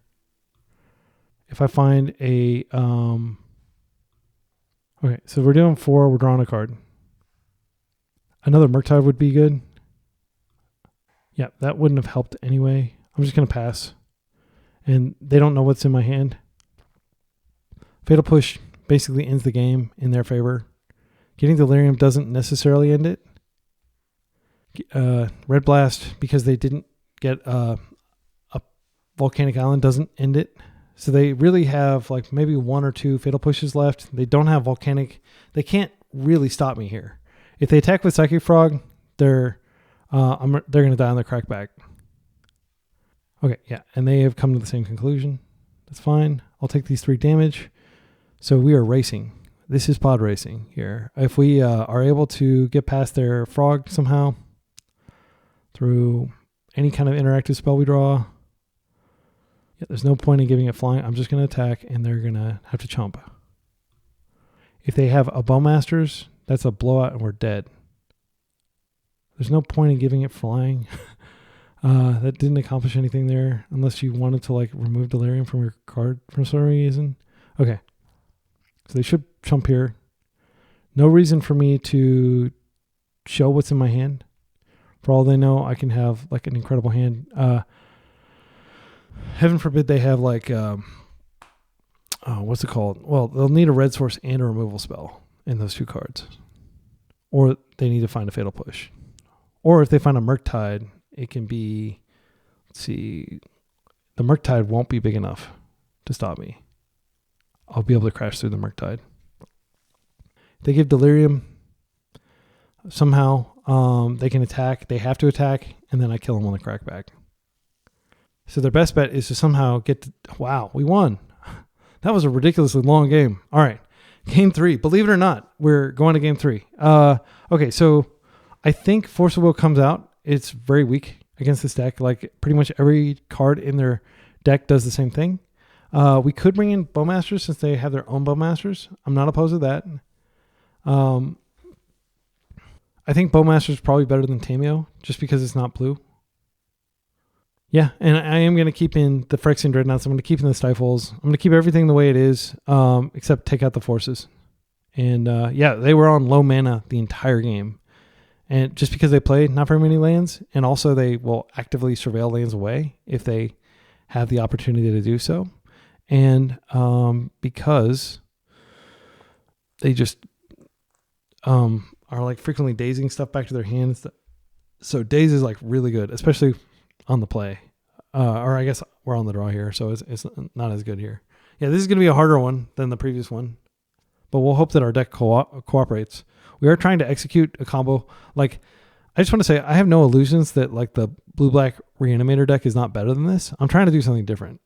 I don't feel like just following the leader and playing the most obviously broken thing in the format. And I do think that blue-black Reanimator, after Bosch and Roll published a 5-0, of course, Max Dorshin did a 5-0, and then he also got won a legacy challenge against like 70 or 80 other people with this deck, and like very little effort. So I think that is still the deck to be playing. It would feel soul crushing for me to travel out to Pittsburgh and just be playing the same deck as everybody else. I definitely want to play something else. I feel like this does have a good matchup against aggro decks, which I do believe will be better represented in paper. Yeah, obviously this is a mulligan. All right, so I'm going to mulligan here. We're going to hope to find a better...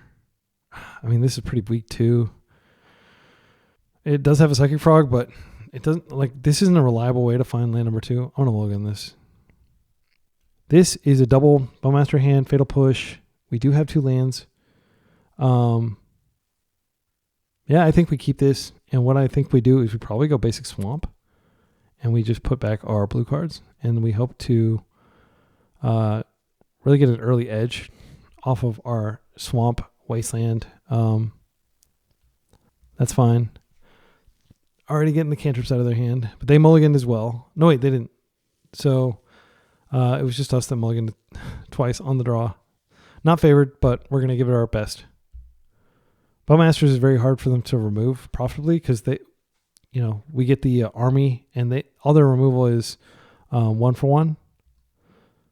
All right, that's a good draw. I almost feel like I should have wasted them there. They didn't shuffle though, so it's dangerous to waste Delver. Especially because we don't have like a daze in our hand to punish or anything. Like they can just rebuild their land and it doesn't matter. I think the sooner we get these Orcish Bowmasters out protected, the better. So I'm not planning to cast anything except for maybe this Fatal Push until turn 3. But they're playing very slowly too. There's no DRC on the table. We haven't seen Delver the entire time, so I don't think they're playing it. I do think it's fine to get an island here and ponder if they don't stifle me. If they stifle me, that's fine. That might be why they're playing the way they are, is they have Stifle.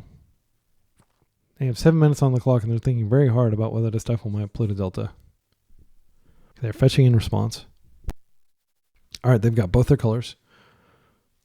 All right, I'm going to get an island, and I think it's quite likely that they're going to try to Bowmaster my Ponder, but that's fine because you want to be the second player to cast Bowmaster. Oh, they didn't do it. Yeah, I don't think we need these. They've already got lots of mana out, and we don't really have a way to pressure the land. Yeah, I'll just wait. Next turn, we can go Wasteland and start Bowmastering them. So what I shuffled back, I'm not sure if that got edited out, but I shuffled back 2 Dazes and a Murderous Cut. It's just like we've already got removal for most of the threats. It is true that Murderous Cut can save us from a giant Murktide, but that's probably still a couple turns away. And a Phyrexian Dreadnought can win much sooner than that. Here's a Psychic Frog. I'm going to wait until our turn, and then I'm going to push it. I'm just going to play super carefully here. They are not presenting any pressure beyond the Psychic Frog. If they force it, then we'll deal with that. We'll cross that bridge when we get there. So now that I have land number 3, I could push, and then I could cut them off their black source in case they have a second one. I think that's fine. It'll actually be a really big blowout if they just have Stifle here. I should have sequenced that differently. Because then I could have played out my Underground Sea if they had stifled me. I always do this immediately just because it reduces the number of cards in my opponent's hand, and like trying to get fancy and wait to combat and see if they pitch cards to it, it's dangerous. Yeah, I think I've got enough lands. I'm going to cut them off black. No spells on the stack that they can daze. They do play Fatal Push in addition to Frog. And they may have their Volcanic Collapse, Molten Collapse in there, which would also be a black card that could ruin our day with these Dreadnoughts. It does make us susceptible to daze again if Bowmasters comes out. If they flip it, okay, they're one card away from flipping it. If they find a Brainstorm here, I'm going to definitely be sad that I couldn't Bowmaster earlier. One thing, though, is if they try to ultimate and we do have Bowmasters, that like we can respond with Bowmasters. Okay, they didn't flip her. Okay, we have our own Psychic Frog or we have Bowmasters. My intuition is telling me Bowmasters is better here and we should wait. Gives us more flexibility. If they try to flip her on their turn, then we can ping her and she'll die. All right. So if they correct this clue now, I will Bowmaster her. That's fine. Okay, they've got creature. They don't have an instant in their graveyard. What are the odds that they have a Brainstorm in hand or a Bolt? Either of them can save Dragon's Rage Channeler. I think we still go for it. The upside is really high, and worst case scenario, we wasted a ping. There's certainly a chance that they could just Lightning Bolt our Bowmaster with the ping on the stack, and then that would buff the Dragon Rage Channeler. I will be very happy if they go ahead and crack the clue, though, because that's going to mean that... Okay, yeah, I am going to target the DRC. Do you have an instant? There are a lot of instants they could have here. Wow. I did not anticipate that. That is great for us. Okay. So, as excited as I am, the way that Delver works is they can just untap and put a Murktide out and we can die, you know? Their own Bowmasters is fine. All right. I'm going to go ahead and go to combat and see if they want to trade. Yeah, I think I'm going to go ahead and hit their Bowmaster here and just make this bigger. They're low on clock, and the more chaotic we can make it for them, they're going to have to squeeze. Like, a lot of these decisions are going to get harder and harder. I'm going to ponder here. This does also lock them from being able to use the clue. I think we have to keep this because Borrower is our answer, one of our few answers to a resolved Murktide, which could totally happen here. If they have their own Bowmasters, that's pretty catastrophic. Psychic Frog, it's a good card. They're going to come in, give us a little hug. They're not even going to attack. Huh, interesting. Okay, well, I think that was a mistake. I think they should have attacked. I think we just play out our Psychic Frog here. We pass. We have Psychic Frog Supremacy. in that, and if they attack for some reason and we just let it through, then we can start pinging their stuff. Yeah, I don't think it's smart to attack here. I'm going to pass. I should have kept up blue here. That was a mistake, just in case I wanted to brainstorm. In case they have a Bowmaster of their own, I do want to get that out of my hand. This is a Pyroblast. Yep, that works. So they are going to be able to potentially connect with Psychic Frog. They are even potentially going to be able to flip Tamiyo, but it would result in a lot of pings. Please don't be Bowmaster. Okay, that's fine. Yeah, it's not great, but it's not the end of the world. If they put any additional counters on Psychic Frog, I'll definitely be tempted to... they're going to jump it. Actually, if they attack without jumping it... No, they jumped it. I was going to say, if they attack without jumping it, I probably will throw my Bowmaster army in front of it. That's fine. They get a card, and they start to pull ahead. Our best draw is definitely... Oh, wait. We already know what we're going to draw. We have a land on top. They've tapped out a black. I think it's okay to brainstorm here. This is the Murktide. Okay. I'm definitely glad I kept my borrower around. All right. So options. 1. We just bounce this. That's the responsible thing to do, but it doesn't address the underlying Orc army token. They could have a Daze, but we have plenty of mana. I think I'm going to start by brainstorming and just seeing what our top cards are. If I can shuffle away this Dreadnought, that'd be great. Or we could just combo them. So 7, 8, 9. Phyrexian Dreadnought doesn't kill them immediately, but if we put the combo on the table, they're going to have to jump the frog again to connect. Murktide, they don't have enough cards to exile. I think it is correct to go ahead and put the combo on the table. And then next turn, we Borrower. I'm going to keep Daze in hand. I will put Borrower on top since we're not using it right now. All right, and go Dreadnought. I'm going to Dreadnought here. Then I'll Stifle. All right, we'll see whether this works. I don't think this Daze is going to do anything. They've got 4 lands out. If they get super antsy, maybe it will. They can technically just attack. They would need to pitch whatever one of their cards or get something into the graveyard. Do they have Molten Collapse here? If they have Molten Collapse, they could technically crack the clue and then kill both of these. Yeah, I think we just lost. But I'm not giving up. Oh, it's non-creature permanent. I don't think Molten Collapse works the way I think it does. Let me take a look. Molten Collapse.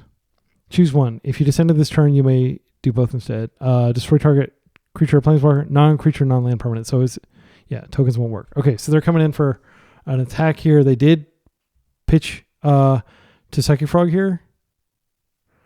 And they're hitting us for a lot. We are dropping to 7. They're drawing a card. They also have that clue.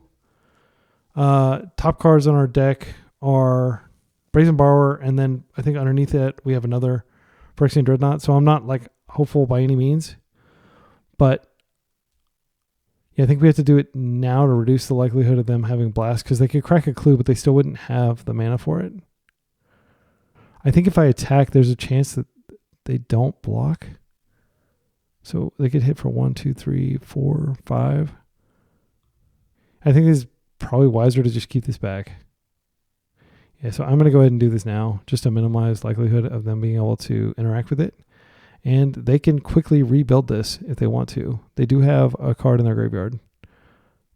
But I just want to get that out of play because I don't want them to be able to blast or do anything like that. So now they're going to have to jump this if they want to get through my token. I'll definitely throw my token in front of this.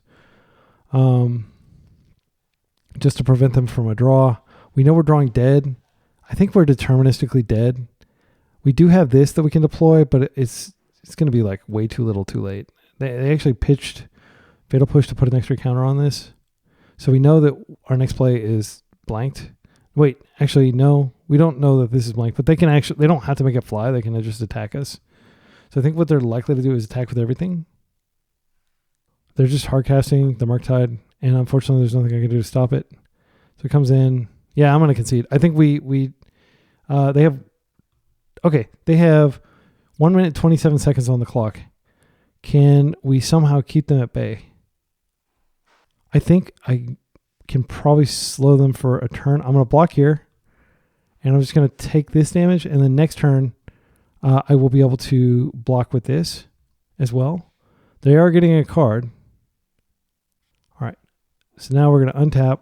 We're going to draw a dead card. I'm going to go ahead and cast this now. This definitely telegraphs to them that if they can remove this, they can win. I'm trying to think of what we could even draw to save us, because after this, then we're in trouble. They haven't even been attacking with this, which I think is a huge mistake. It is kind of like a tell that your deck is not strong enough when your opponents can make obvious, like, you know, bad plays, like in my humble opinion, like bad value plays, and they still can't, and you still can't beat them. Okay, is this a Bowmaster? This is a Brazen Borrower. We're dead. I'm gonna concede. I'm not gonna let him finish. Yeah, I mean, we just got completely rolled there. So we're 1-2. I'm gonna see if we can get. Yeah, and we didn't even take. Well, we didn't take a game against that. You know, fairly unfortunate series of draws on their side of the table with. I mean, they just had it all game one, and I feel like game one we were really well positioned to win against the Painter deck.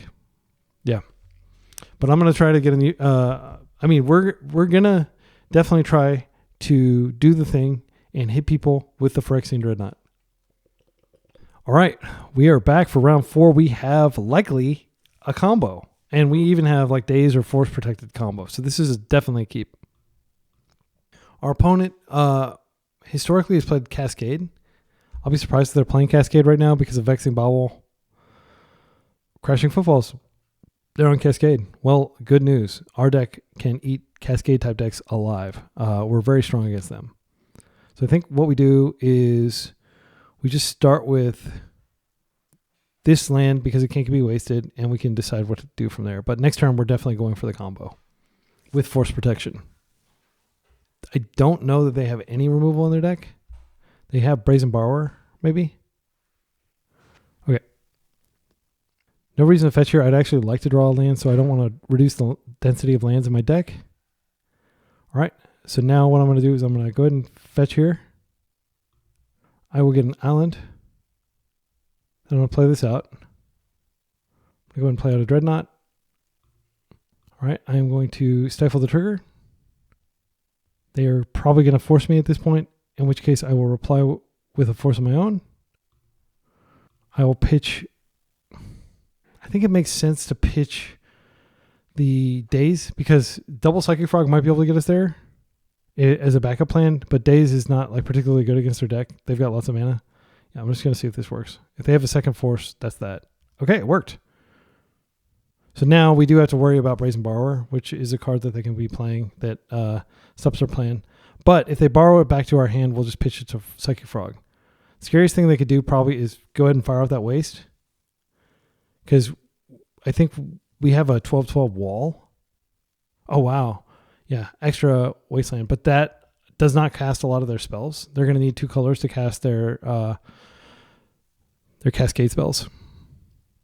Land would be great. I think I'm going to go ahead and attack and see what they do, and then we can brainstorm if they have like a Brazen Borrower. Brazen Borrower would have been a reason to keep the days around. Yeah, I think in retrospect, it was greedy for me to keep the second Psychic Frog. I'm going to try to find a land. I did find a land, and I found a Dress Down. These are great cards.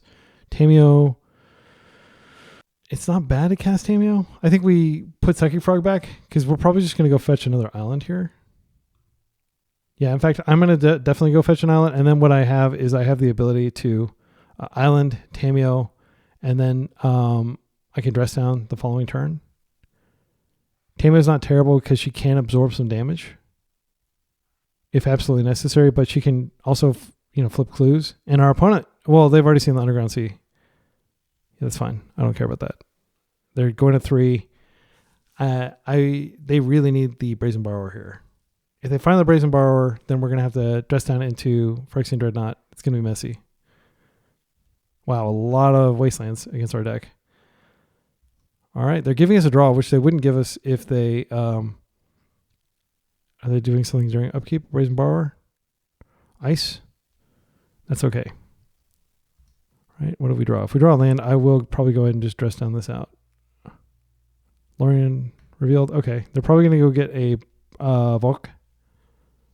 Yep. I mean this. So options. One, we play out the. I don't like this play though. I like cutting them off land, cutting them off green. It reduces their options, and they would have to ice a second time. If we do dress down into Phyrexian Dreadnought, we're making ourselves unnecessarily vulnerable to Force of Vigor. Now, they have a Volk in hand and one unknown. Yeah, I think it's better as a end of turn surprise play. We have plenty of life. We can take a lot of hits from these things that are about to come into play. I think do they come into play this turn? Yeah, they do. And they are not going to be enough toughness to block Phyrexian Dreadnought here. Also, they have Summoning Sickness. Okay, we won. All right, we did what we were supposed to do. So the reason you play Phyrexian Dreadnought is because it's like super strong against these kinds of decks that don't play blue or white. Like any deck that doesn't have white or black in it, this is a really strong deck against. And in those matchups that do, you may consider boarding them out. And yeah, I think it versus Delver though, I think it's fine to keep it in. So cards that are good here. Consign of Memory can stop their triggers from Cascade. I think that's probably worth bringing in. Harbinger of the Sea cuts them off some of their colors. I don't think that's worth bringing in. Murktide Regent does represent like a big threat. They're not able to play Red Elemental Blast. I think Daze is terrible, especially on the play. So we cut the Dazes and we can bring these 4 cards in. Trying to think if there's anything else we want. Fatal Push is pretty bad against them, but it does get rid of the actual... Oh, you know what? I think we bring in Force Negation. And then we can probably cut some of the Fatal Pushes because I don't imagine they're going to have Fatal Pushable creatures other than the actual tokens. And pushing those is kind of like playing from behind. With a Murktide or with a Brazen Borrower, we can actually, 1-for-1 those. Potentially. Yeah, I like it like this. Wasteland is a good card against their deck just because their deck, needs 3 mana to function basically. They don't have any cards that aren't 3 mana. I like this hand. For the reasons I just stated, we can get Basic Island, we can get Swamp, we can play a Psychic Frog, and then Psychic Frog can potentially feed Murktide. So I'm going to open Island Tamiyo, and we're going to just overload the removal. All right. Basic Forest, Guru Forest. I wonder if those are expensive on MTGO. In real life, this is like a $500 or $600 forest. Real life being paper. Okay. Simian Spirit Guide. They're going for it. The reason they're going for it now is because they probably have... I'm going to let that happen. I can't stop it. So they are going to go get... we'll get to see their deck. 31 cards. That's a lot. Okay, so let's take a look at these since we have plenty of time. All right, and yes, they exiled 2 Simian Spirit Guides there. Let me take a look at the revealed cards. So Crashing Footballs, Lorien revealed, Violent Outburst. I'm going to make them sweat while I look at these. Shardless Agents, Force of Wills, Mystical Dispute is quite good. It's basically like 1 mana if they're countering a blue spell. But it's technically 3 mana, so it doesn't get in the way of Crashing Footfalls. They have Force Negation, Brazen Borrower, Shardless Agent, Force Negation. Okay, so we didn't see any Force of Wills, but we did see 2 Force of Wills. 2 Force of Will, 2 Force of Negation, I believe. It's easier if I just pop this out. Let's take a look at this. How do we make this bigger so I actually see the cards? All right. So 2 Force Negation. So we can probably discern that we only saw half of their deck. So it makes sense that we see these cards. I don't see anything surprising here. Yeah. All right. Well, they're going to have a bunch of big, scary beaters. And we're not going to be able to get Psychic Frog into play immediately. So Psychic Frog, yeah, I'm going to go ahead and get an island here. And I'm just going to Tamiyo. And I'm going to pretend that there's going to be a turn 3, even though realistically, there may not be.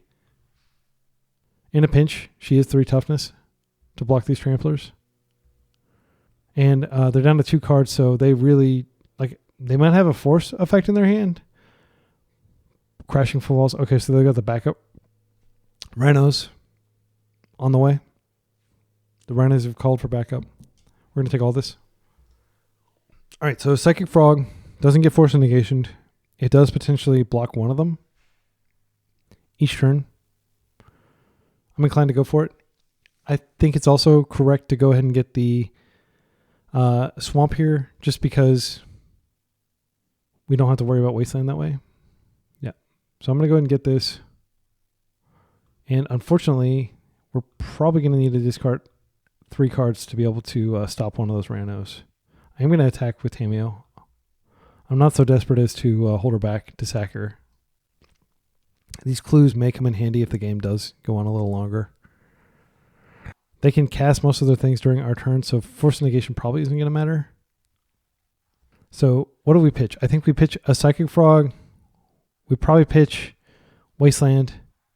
And we probably pitch force negation. That way we have Underground Sea and Murktide. And they have Brazen Borrowers in their deck, so they disconnected. They'll be back. But I was just going to say, they have Brazen Borrower in their deck, so it is totally possible that after I've pitched a bunch of cards, that they attempt to bounce back to hand. Now, if you think about it, Murktide is pretty weak. We haven't cast a single instant or sorcery, so it may make sense to just hold force negation and Murktide probably, or actually Psychic Frog number 2 might be worth it. Because we could fly Psychic Frog over and get a cheeky hit next turn. But I do think we need to keep force negation blue card.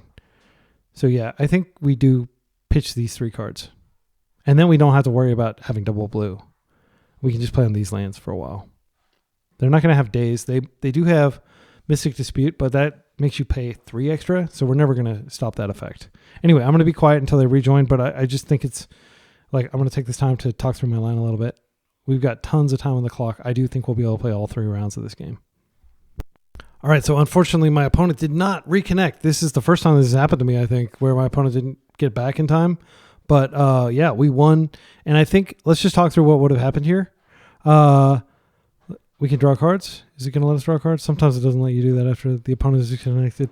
But basically, I think the strategy would be dump all the cards into Psychic Frog, except for the Force Negation and the second Psychic Frog. And then, depending on what we draw, we could potentially deploy a second Psychic Frog, and then we'd have a blocker for another turn, just because we do want to be ginger with our life total here.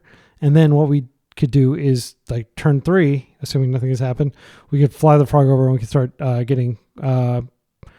and we can keep flying Tamiyo over as well. So we're going to keep getting cards. So I don't really feel like we were in any danger of losing, considering that.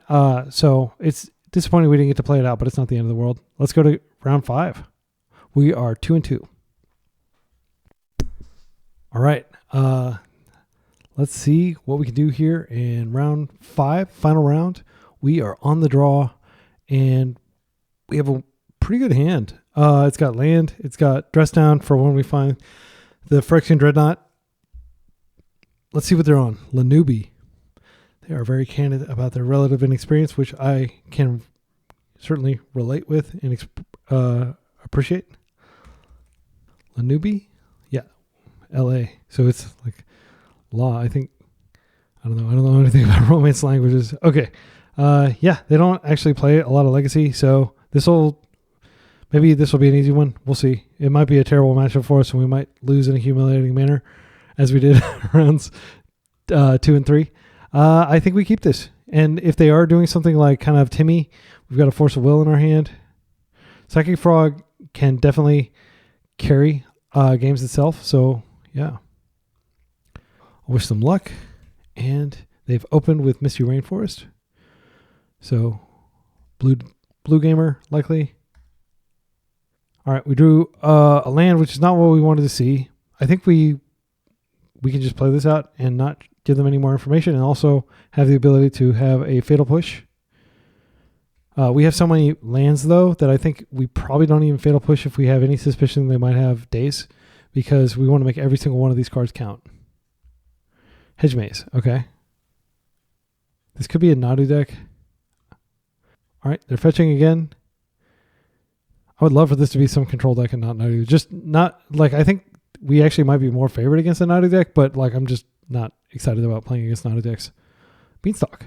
Okay, well, that's going to be a force. I am excited to play against a Beanstalk deck, though. So I think what we pitch here is we pitch the Dress Down, because Psychic Frog is powerful on its own. They're forcing back. All right.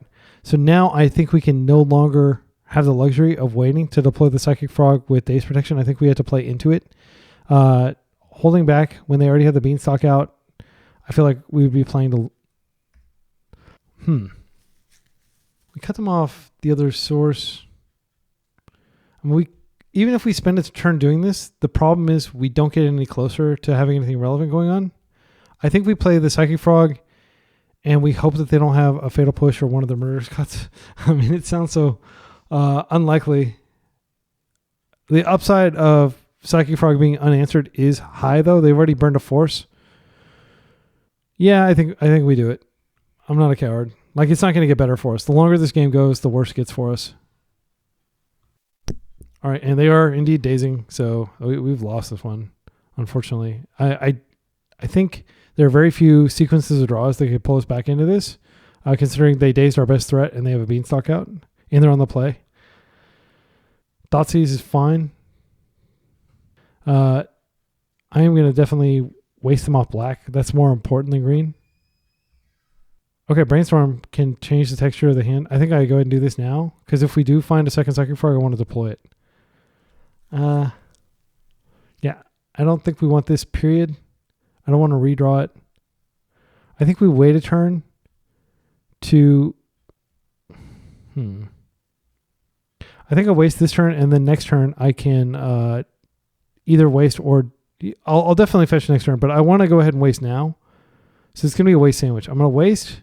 Then next turn, yeah, I should do this technically during upkeep in case they do have a Stifle. Yeah.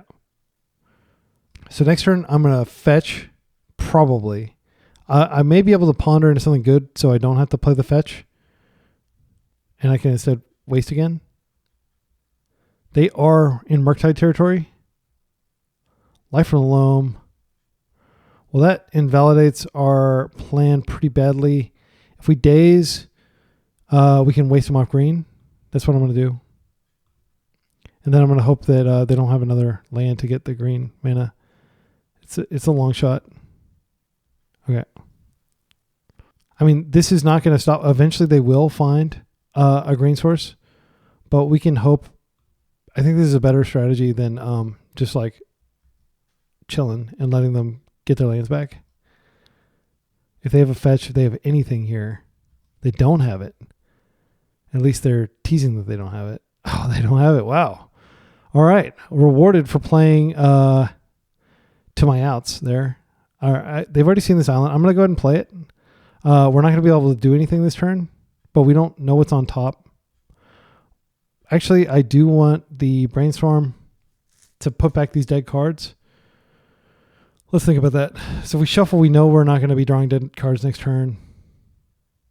We will be drawing a deck. I think it's better to just any order shuffle here. Maybe we'll draw the Brainstorm anyway. No, of course not. All right. Well, I had to try. It's just a matter of time before they draw a mana source. Yep, there we go. And I think we're in the dumps now. If they don't, I think next turn they're going to be able to loam. We don't have any graveyard removal. Oh, if we draw a Stifle right now, that would be really good. No. I'm going to keep playing. I don't think there's any merit to not playing, but we're dead. Like, this game's over.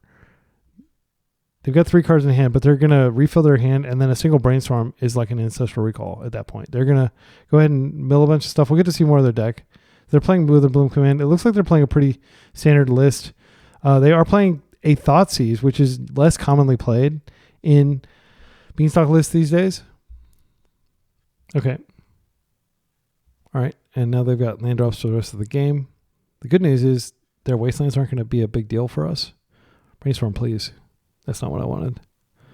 I think at this point it still makes sense to play out land because we have Hardcast Force potentially. Not that that's particularly good, but it is something we can go toward. We already have our fetch out, so in a perfect world, we'd like put 2 of these back with a Brainstorm. I'm not even sure what we could find here.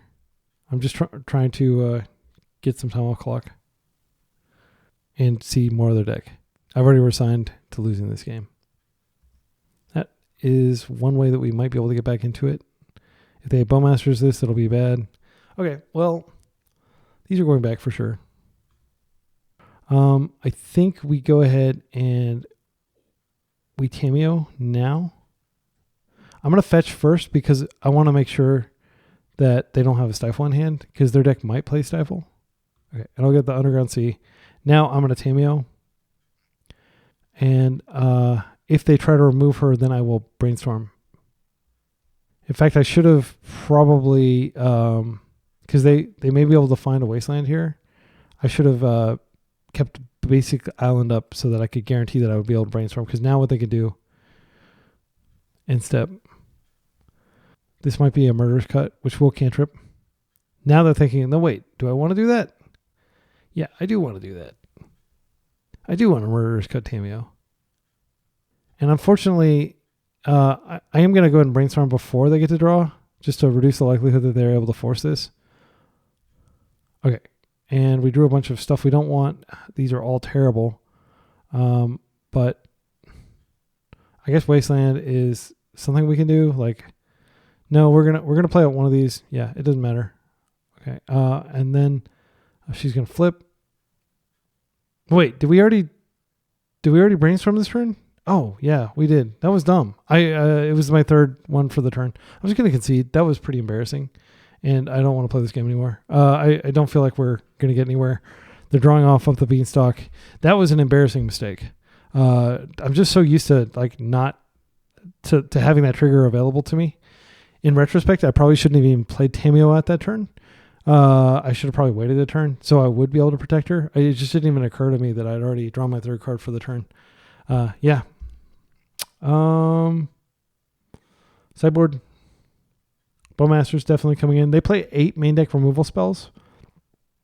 That can, or they play at least 6. They can remove our Dreadnought. I think Dreadnought is not a path to victory for us here. I think we're better off with Murktides. Because Murktide is a 1-for-1. Harbinger is a very real card that we can play here. And Murderous Cut can hit their big ones. I don't think that we want Fatal Push either. They're probably playing some number of Psychic Frogs, but Murderous Cut does that better. These Dress Downs don't really do anything against them. I'm taking these out, and then I'll bring back in some of the Fatal Pushes. There we go. So we still have our Stifles in. So our Mana Denial plan is still in full swing here. We could bring in a Force Negation to deal with their potential graveyard recursion. Grafdigger's Cage sadly does not stop Life from the Loam. We didn't see Uro. I think we play it like this. This is one of those things where if I hadn't like gotten tilted and been like, I screwed up. I lost my Tamiyo unnecessarily. I burned a Brainstorm unnecessarily. If I hadn't done that, then I probably would have stuck in and saw a little bit more of the deck to see whether they were playing Uro. So I just want to freely admit, like, that was not the best way to handle that situation. I should have like cooled my jets and just like sat there and let them play it out so I can learn more about their deck. So yeah, apologies to the audience that I let my emotions get the best of me. But no, I don't think Force Negations we're bringing in just for Force Negation.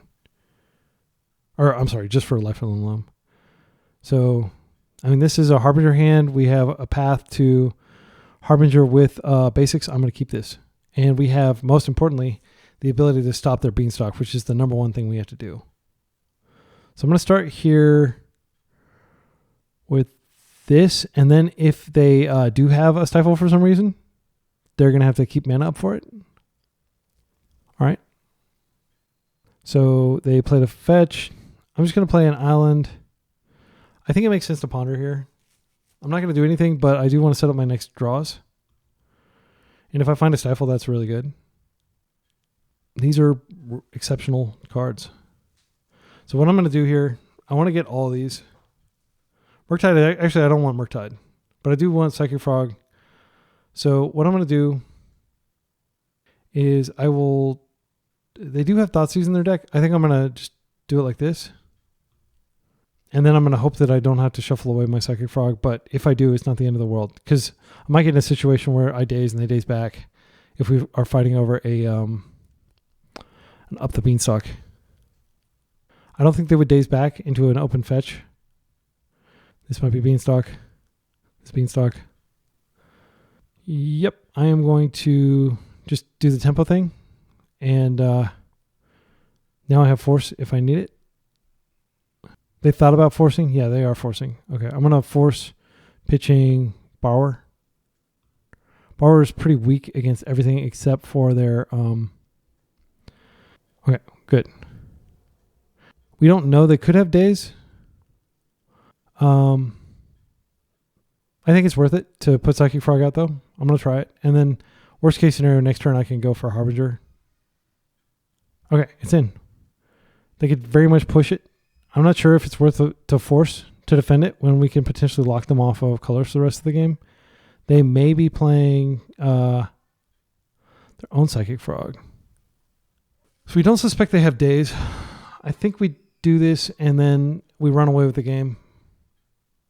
Because the problem is their Psychic Frog can solo ours if we resolve Harbinger next turn. Because they got more cards in hand than we do. We don't have a path to killing it. Let me think about this. So next turn, we attempt to resolve Harbinger. If they daze, we're in trouble. If they... Okay, the problem with this is if we force this and we go down, so we are going up to 4 cards, which means we can go toe-to-toe with Psychic Frog. And I think if this resolves, it's such a huge upside that it's worth letting this resolve. So we just communicated to them that we definitely have a force and that we're definitely not using it. So they are going to know that we have something good in our hand. I really wish we would draw a blue card here. We don't. We could just go get another island here. Everything's going to be islands anyway after this. If we attack in and they call our bluff, then we lose the ability to Harbinger. I think I'm going to Harbinger here. And then if they attack, I'll attack them. And I'm drawing to removal that they are not drawing to because they likely do not have Swamp in their deck. They may have Dismember. So I think what they're probably going to do here, they're probably going to give it Flight. Oh, they're putting plus counters on it already. That's fine. So they put Cut into the graveyard. Do they have Murktide? That could be a problem. I didn't think about Murktide, but Murktide could also produce like a really powerful creature. Yeah,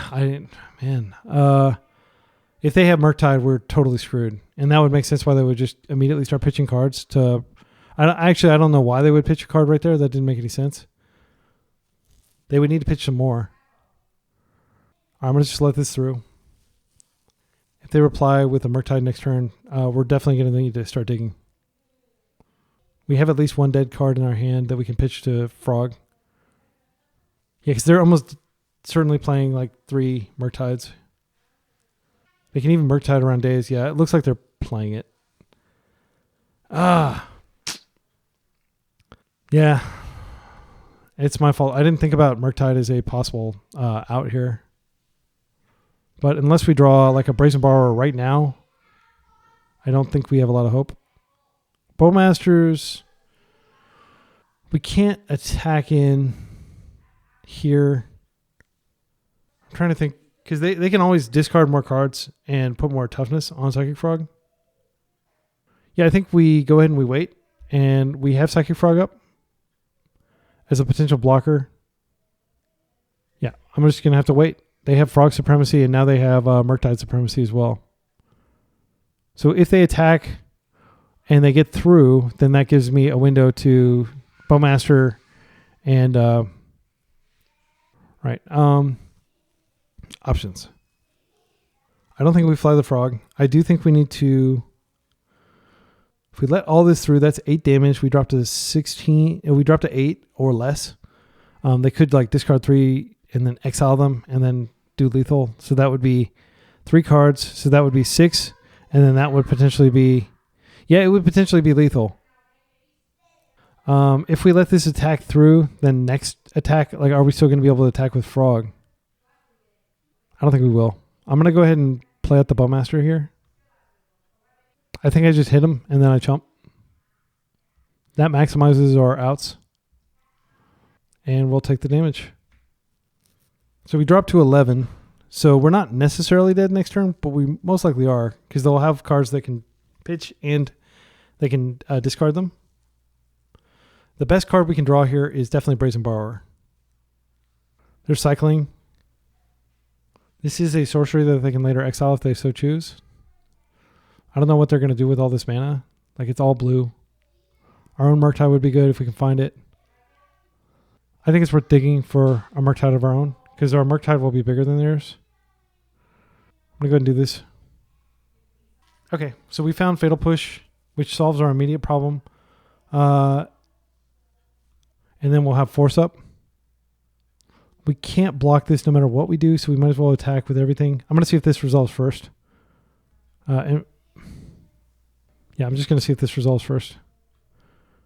Okay, they didn't do anything. I'm going to attack with everything. We're going to draw a card. We're going to draw a card that we can pitch to Force. I could definitely discard this just to put an extra damage on them. I do think it's worth keeping Force Blue card. Well, let's think about that. So they're doing 1, 2, 3, 4, 5, 6. Actually, they're going to be dead next turn if I pitch this. I'm going to pitch this because I can't force anyway. My reasoning being that I'm going to take 5 and then I'm going to take 5, so I'm dead in 1 and 2 turn cycles if they attack. So we have Psychic Frog, I believe, is our next card down. So I will deploy that and I'll use that as a chumper for Murktide if they don't have a big play here. All right, I'm going to take it. Okay. All right. I think we go ahead and play the Psychic Frog first to see whether it resolves and whether we'll likely have a way to block. And now I'm going to attack with everything again. I don't believe they have anything they can use to surprise me here.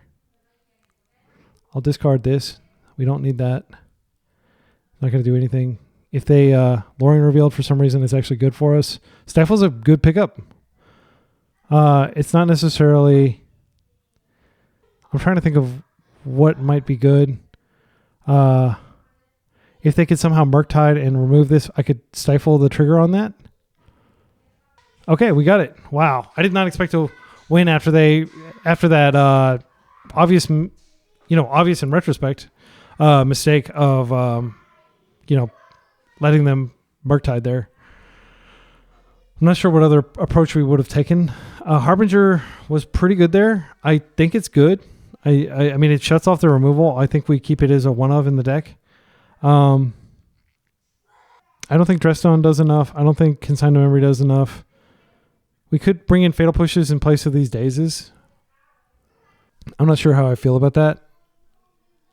I think Daze is still plays here. It's a blue card that pitches to Force. It did stop a... well, it tried to stop... No, it did successfully stop a Beanstalk there. I think we had a Beanstalk... We had a Daze and Force. Did they even see... I'm trying to remember whether they saw our Phyrexian Dreadnought Game 1. These matches are kind of blending together. Yeah, I don't know that they actually saw Phyrexian Dreadnought Game 1. I do think they have so much removal. Hey, how's it going? All right, I'm recording, Justin. I'll see you later, okay? Okay, I'll see you later. Go to a different room.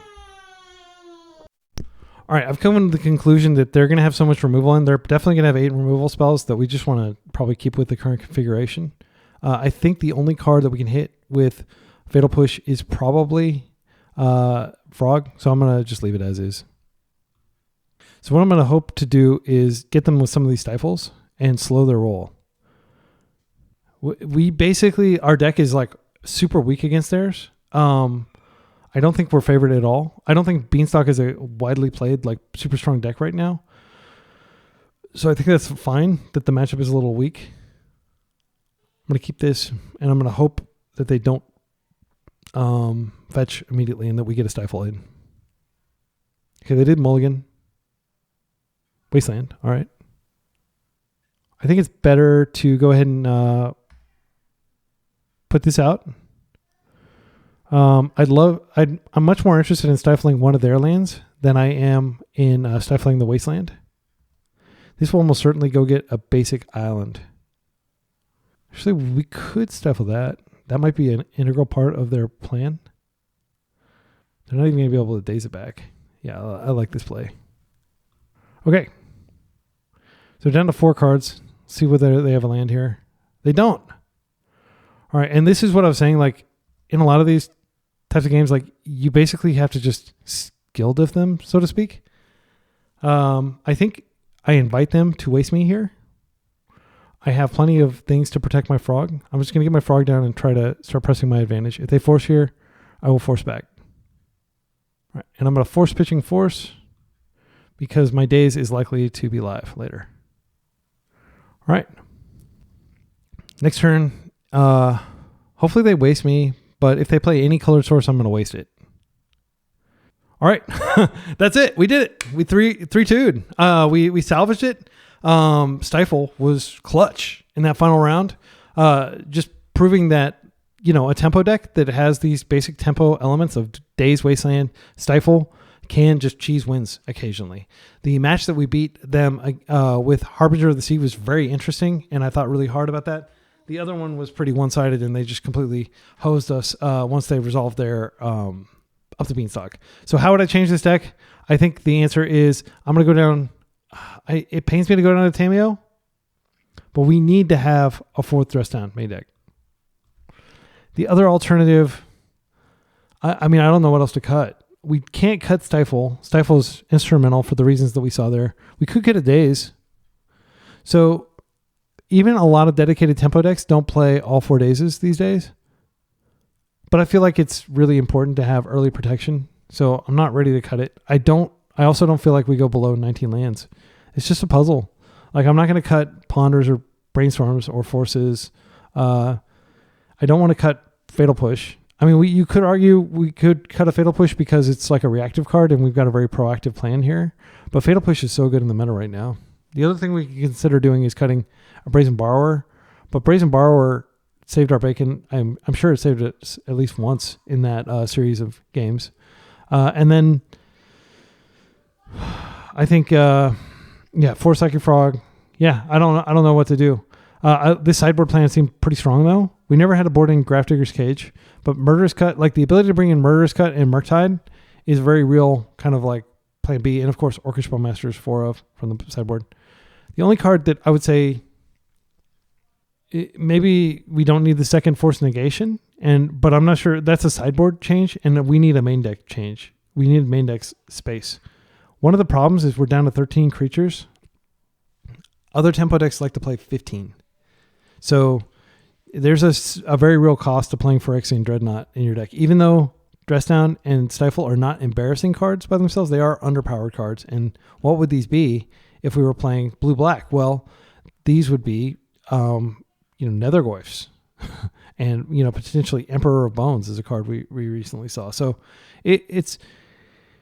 but at the same time, this deck is very much more favored against like Painter, in my opinion, than playing like a kind of like a Delver type deck. I do think that if we had more black threats, I don't want to bring in Nethergoyf in here. I don't think it makes sense. Nethergoyf is strong, but it's not on the same level. It's not Tamiyo strong. It's not Psychic Frog strong. So I'll just be thinking about it. But here is my sideboard guide. I'll just put it up on the screen if you need to pause for how we approach this particular thing. And actually, I think I'll put this in my description, video description as well. So if you scroll down to the video description while you're there, leave a like and comment if you thought this was an interesting approach toward this. I know that everybody else is doing blue-white and stuff for their Phyrexian Dreadnought matchup, for their Phyrexian Dreadnought deck, but I genuinely believe that it's just better to have Psychic Frog. Psychic Frog is too strong to ignore. And having, Plow and having access to Doorkeeper Throw and cards like that, those are great and all, but I genuinely think having access to Fatal Push is good enough in most removal situations. And having Psychic Frog, I mean, how many games did Psychic Frog win us, right? Probably at least a third of those games were won on the back of Psychic Frog. It's a really good card, and I think you're wrong. Most likely. No, I'm not going to say that. I think you have to have a very good reason not to be playing 4 Psychic Frogs in your blue-black deck. Now, some people that I have a lot of respect for, like James Kisao, I think only plays 3 in his blue-red-black, his Grixis Delver, or not Grixis Delver, Grixis Control deck. But I think in general, you can't go wrong. So we did the thing. We did crush some decks that just don't play a lot of removal with Phyrexian Dreadnought, and that's what we want to be doing. And I think on MTGO, you're encountering a lot of blue decks, but if you go in paper, and I now have a play set of Dreadnoughts. I bought them after the price spike, but they are an old reserve list card, and they don't look like this. There is like a foil version that you can also get, but it's got the new border, and I don't play foils anyway. But if you want to get these, who knows if the price is ever going to come down. It's reserve list, and reserve list historically has generally always climbed, and it may ebb and flow, but generally it's kind of like a rationing effect, and the cards gradually get more expensive. If for some reason Wizards were to completely screw up like they did with Grief and like let Grief run around for 3 more months or something, it might it might disenchant people to the extent that they stop playing Magic like in Legacy to a larger extent. And if that happens, yeah, the price could definitely go down. But I don't think they're going to break the reserve list or anything like that. So, and again, this is not investment advice. I'm not selling these cards to you or anything like that. I'm just saying, I think if you like Phyrexian Dreadnought and you're thinking of investing it, instead of going out and buying, for what is it, like the white creature, there are a lot of like really expensive plain, like Tamiyo's expensive. I think she's so good, you should probably pick her up. But like instead of buying a bunch of the Modern Horizons 3 cards, if you have a limited budget, consider buying the reserve list cards first. And this is totally like non sequitur, like you can totally stop watching at this point. But if you want my advice for what to buy as a new Legacy player, I would say try to get like one of every dual land, every blue dual. The reason is you can also play surveil lands and things like that, but you're going to want to have at least one of every blue dual, because blue is the best color in Magic. And almost every top deck, unless it's like a Painter or Death and Taxes or something like that, Eldrazi, I guess, it does splash blue. And when I say splash blue, I mean it has Force of Will, and it has 4 Ponders, 4 Brainstorms, some number of Dazes, and maybe some number of Stifles, right? And nowadays, definitely some number of Tamiyos. So like almost every blue-white deck is going to have that. So you can basically play almost every deck if you get like a few of these blue duels. And then you're not like diluting your deck too much, because the first duel, the marginal value of it is so high, even if, you are fetching like a shock land after that. So I definitely think that if I were to start out again, and I didn't have my collection of nice FBB dual lands that I brought, 12 years ago before the prices went crazy. If I didn't have that, basically a playset of all 4 of the blue duels, I only have 3 tropical islands, and I've never needed more than 3, and I probably never will. I'll probably never buy the 4th FBB trop.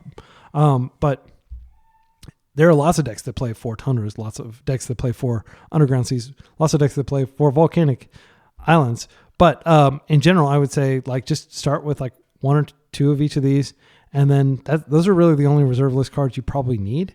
If you want to play Dreadnought, that's a reserve list card. If you want to play Alurin, that's a reserve list card. If you want to play Espervile, you're going to need to get Gilded Drakes, which are a reserve list card. But I mean, these are like 100. I think I paid like 130 each for these. The Gilded Drakes, I paid like 150 maybe, but like I got a really good deal. The Allurance, but like once you get like Gaia's Cradle, that card is ridiculously expensive. Lion's Eye Diamonds are expensive. Those will never be printed again, unfortunately. And the other big reserve list card that you might want to get, it would be like Grim Monolith or something if you're really into Karnforge. But like the reserve list is probably not going away. And I would just save, and lots of events are proxy friendly and everything, but like I don't regret picking up these Phyrexian Dreadnought, even if I don't end up playing Phyrexian Dreadnought Eternal Weekend, because I'm sure the meta, as it ebbs and flows, there will be times when initiative is huge and everybody's playing initiative again, or everybody's playing Eldrazi again, and Phyrexian Dreadnought can come out and just completely, mop the floor with these decks that don't play very much removal, and can out aggro the aggro decks. That's what I love, is the fact that we can have game against combo decks, and we can also have game against aggro decks.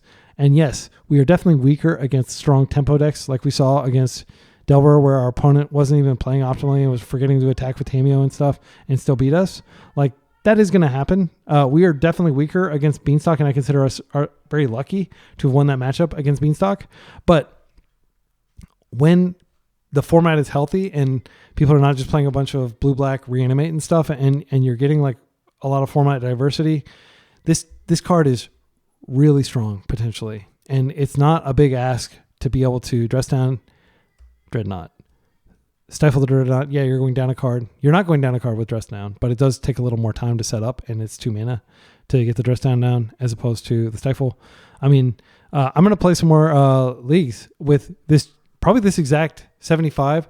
The only change I'll make is I'll see if I can potentially figure out a way to get Tamiyo in. I'm not going to try to do that right here, right in front of you, because I genuinely am not sure what to cut. I don't want to cut Brazen Borrower. I think it's just too good of a card. It's too flexible. I don't necessarily want to cut Daze number 4 because we are a pure tempo deck. I probably would actually cut Daze number 4. The Dazes have like there's diminishing returns. Like it asymptotically approaches 0 in terms of value the more Dazes you draw. The first Daze is amazing, but like subsequent Dazes are a little bit weaker. Yeah, I mean, that's probably the card I'd cut. And then you can play 4 Tamiyo, which means you can have 14 threats instead of 13, which makes all the difference, because there are going to be games where you just don't find any threats. And then we got these board in.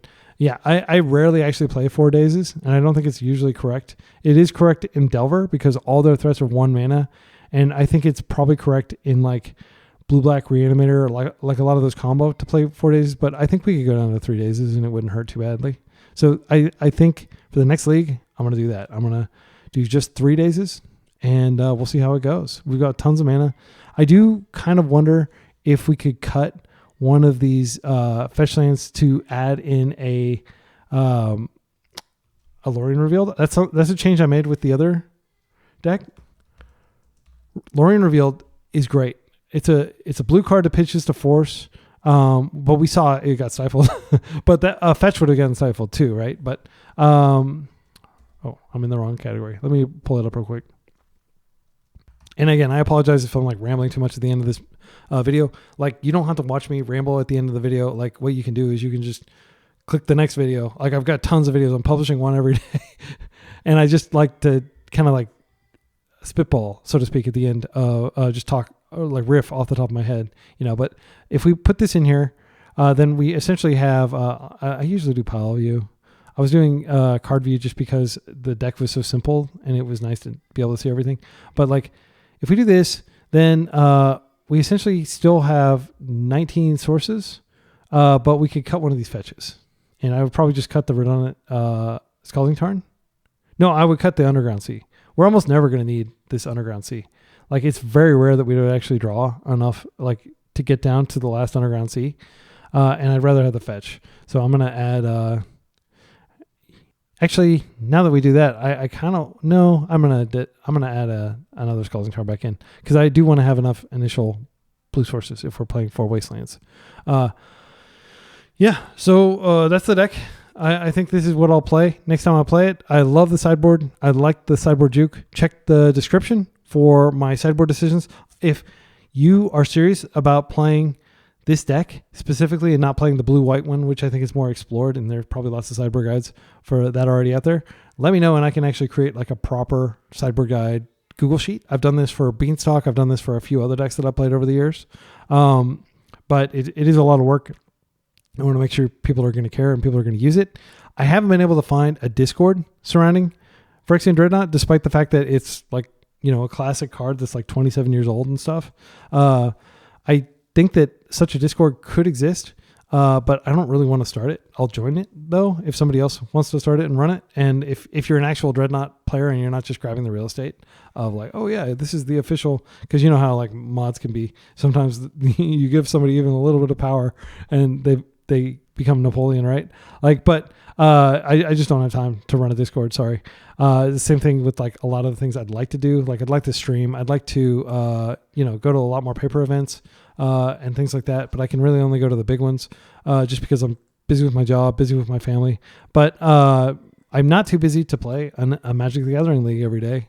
So you can stay tuned and see a lot more leagues here on this channel. Watch me experiment with different builds. Mostly all the builds are going to involve 4 forces, 4 brainstorms, 4 ponders, and some combination of blue duels, right?